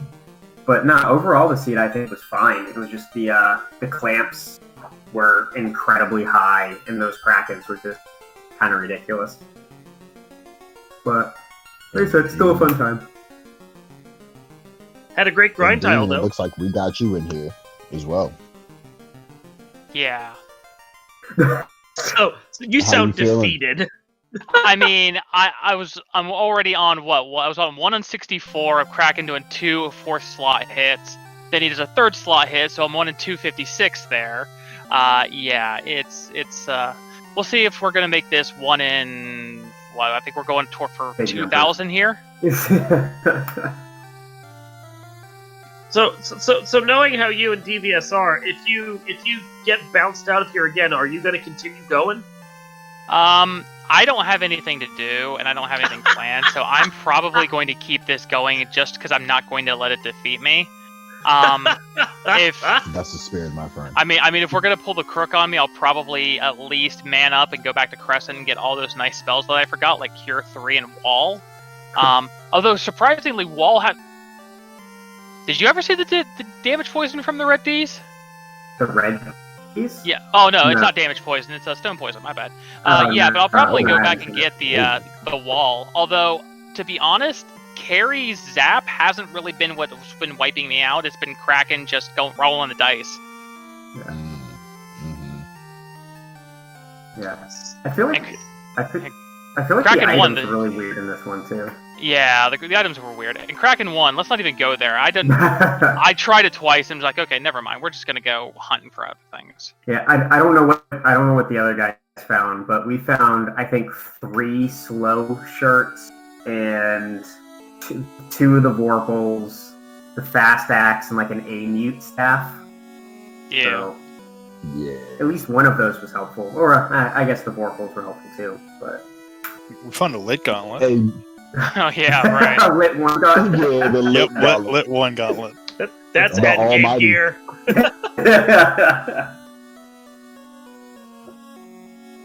I don't know. I'm of the perspective hearing. It's interesting saying that hearing that Zap and Zap seems like not fundamental. Where Team Thunder a lot was like, yo, Zap was the GOAT early on. I'm of the opinion actually that having Zap access to life too, y'all didn't have it too bad. You know what I mean? Because it could have been lit. Well, I mean, And that's it. I Don't guess. remind us. yeah. Was that the first game against the Upstarts? We It's had like technically the second because of the emulator issues. Yeah. That was the Confused run. We had nothing but Confused for the whole Inner City. But no, like Zap's great. Like it Zap's the jam. Like until you get to like that tile with the Frosties and the Frost Wolves, and you have some enemies with some good magic defense. And then it's just kind of a matter of being able to survive long enough to let those hit, or finding other attack magic that you can use to whittle down their damage. But either that, or we just got really unlucky with them.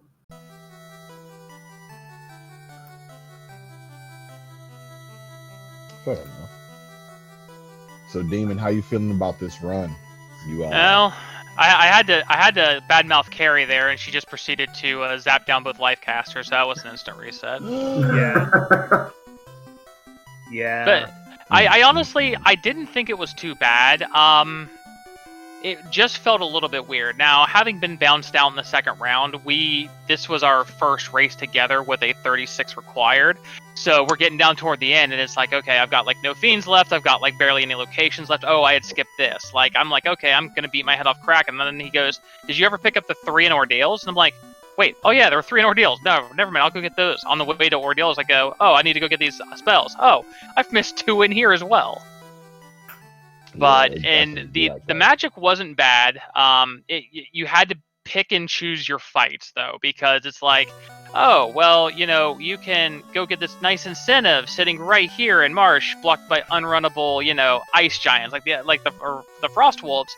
They'll take it. They'll take the zap, but the frost giants, no, they ain't having that. That's a good point. Well, I think we're gonna stick with you for this. I think we're gonna stick with you for this one last run right here. And then if you do end up getting bounced out again, we will send people over to go check out your stream, and we will let Speed Gaming have this back at that point. Absolutely, I completely understand that. There's only so many. The definition of insanity is doing the same thing over and over and expecting a different result. But yeah, here we are, back in Topher again. Well, you were here. I You had think to try. I think there's a Japanese term for doing something over and over and over until you just transcend mastery at it. So you could also look at it that way. Also, shout out to 465 hit points on a level 50 character. Mm-hmm. Like, at least the nuclears on Lich are rolling low. Yeah. Well, that's the MDEF right there helping. That's the MDEF, exactly. I'm kind of curious. Is there like a big diversion point between the two of us teams that were running, or was it No. hard to tell? So what was interesting, it wasn't like a big diversion point, but there were some interesting things I saw. I forget the Fiend, but Thunder, you went in and actually took care of a Fiend on your first attempt and was able to feed that information down to Link-a-Lot, versus where Demon, I forgot which one it was. I think it probably was Kraken, where you spent 3 minutes, and then DVS, you went right in and you also got bodied. And I Lich. noticed it was Lich, yeah. And so it was interesting because it was like, even though theoretically, like, y'all were still at the same, like, pace, there was some time that you guys gained automatically. And then there was also the effort to grind. That also became fundamental because, like, key items eventually pretty much, like, y'all were on par. Like, maybe you were ahead by maybe 2-3 minutes on key items. But it wasn't like an insurmountable lead. But it was just when both of you decided to grind,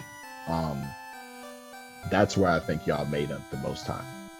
Yeah, that was funny. I even told him so. He's like, okay, I'm gonna like grind to 40s, and then eventually he does one dive and dies, and I goes, DVS, listen, there are 4 teams better than us that are running this. It is over 2.5 hours in, and nobody's finished. Just go to 50. Mm-hmm. Yeah, it didn't take that much convincing. After I think I only made it to carry 2, and after that one fight, it was okay. Yep, this is gonna be one of those seeds. But you'd already put in the work, so. Oh yeah.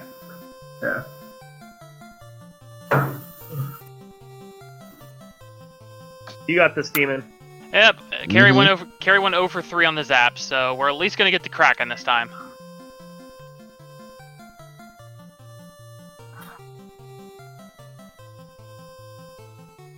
Yeah, I think we're just catching up to that right now. Mm-hmm.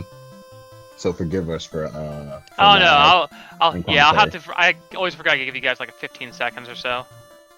All good. Well, then there was a long So pause as you- on stream too, so Mm-hmm. Everything just- sorry. Free turn. Throwing out some nuke. $150, not too shabby.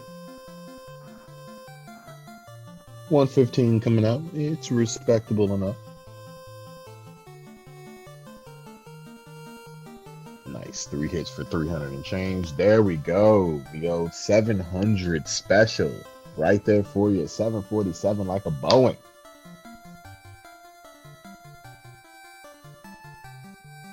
Thankfully, the seafood party pack is runnable. We've had more than enough of our fill of that.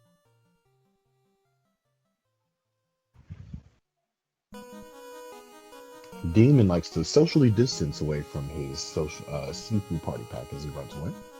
Oh, absolutely. However, water, on the other hand, H2O bomb. Water don't care. Cameo.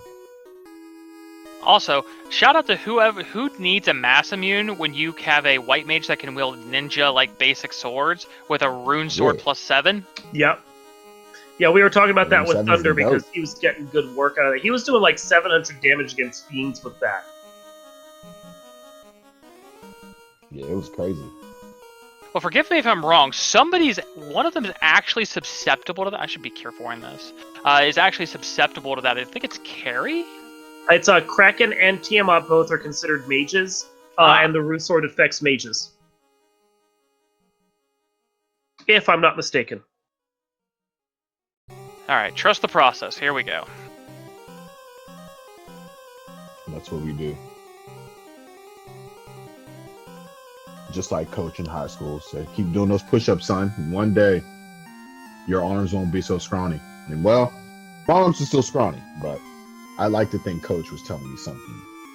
So, we I trust just- the process. I just skipped out of high school, so. Oh, You didn't see that coming, Coach, did you? All right, where's my prayers? Never mind. That's 1900. Okay. Ooh, okay, well, Who likes big Spoilers. numbers? Here it comes. We're about to see that. Hold on. and clocking in for ding, ding, ding, ding, ding. There's a Bane. Ouch. Bane takes out the red, takes out Ouch. the white. Fighter swings. Okay. Black Mage looks confused and lost. There it is. There's that Black Mage down. And well, Hold, and there We goes listened that. to Coach. Ouch. Yeah. we said, hey, Yeah. coach, we did our push-ups. My arms, where's the muscle? And you realize coach was just full of lies. Yep. Telling Coach you said to it wasn't run good hills. enough. Nope. Coach telling you to Nope. run hills because he's an alcoholic at home for no reason. Tis. Wow. It's got dark. All right, guys. Well, go check out Demon RHK's stream. He's going to be running this until the cows come home. Ouch. But you will keep going, I'm sure, until you're done. And with that, we're going to release this back. Want to thank our broadcast partner, Speed Gaming, for being tolerant enough to let us do this. Our runners, Thank you very Thunderclaw, Sir Linkalot, DVS7, and Demon RHK for playing, plus everyone who played off stream. And of course, want to thank the audience as well for watching us as we did this special presentation, this victory lap of the Final Fantasy Randomizer 2020 co-op. Such a great time. The tournament was fantastic. We love being able to do these victory laps as well. You got anything else for us, Duchess? I want to give a shout out, like I said, just to everyone else involved. Shadow Flames in the background, definitely helping us out. Thank you. Also, just another shout out for Danny. She's always in the background somewhere doing some type of work for the community. Shout outs to you. Good luck to you, Demon, indeed. And yeah, thanks again for everyone enjoying this with us. I had fun. If you're interested in the randomizer, come to FinalFantasyRandomizer.com and check out all that we have to offer. And with that, we're going to thank Speed Gaming and release this back to you from all of us here in the booth from Final Fantasy Randomizer. Thank you, and good night. We will see you next time.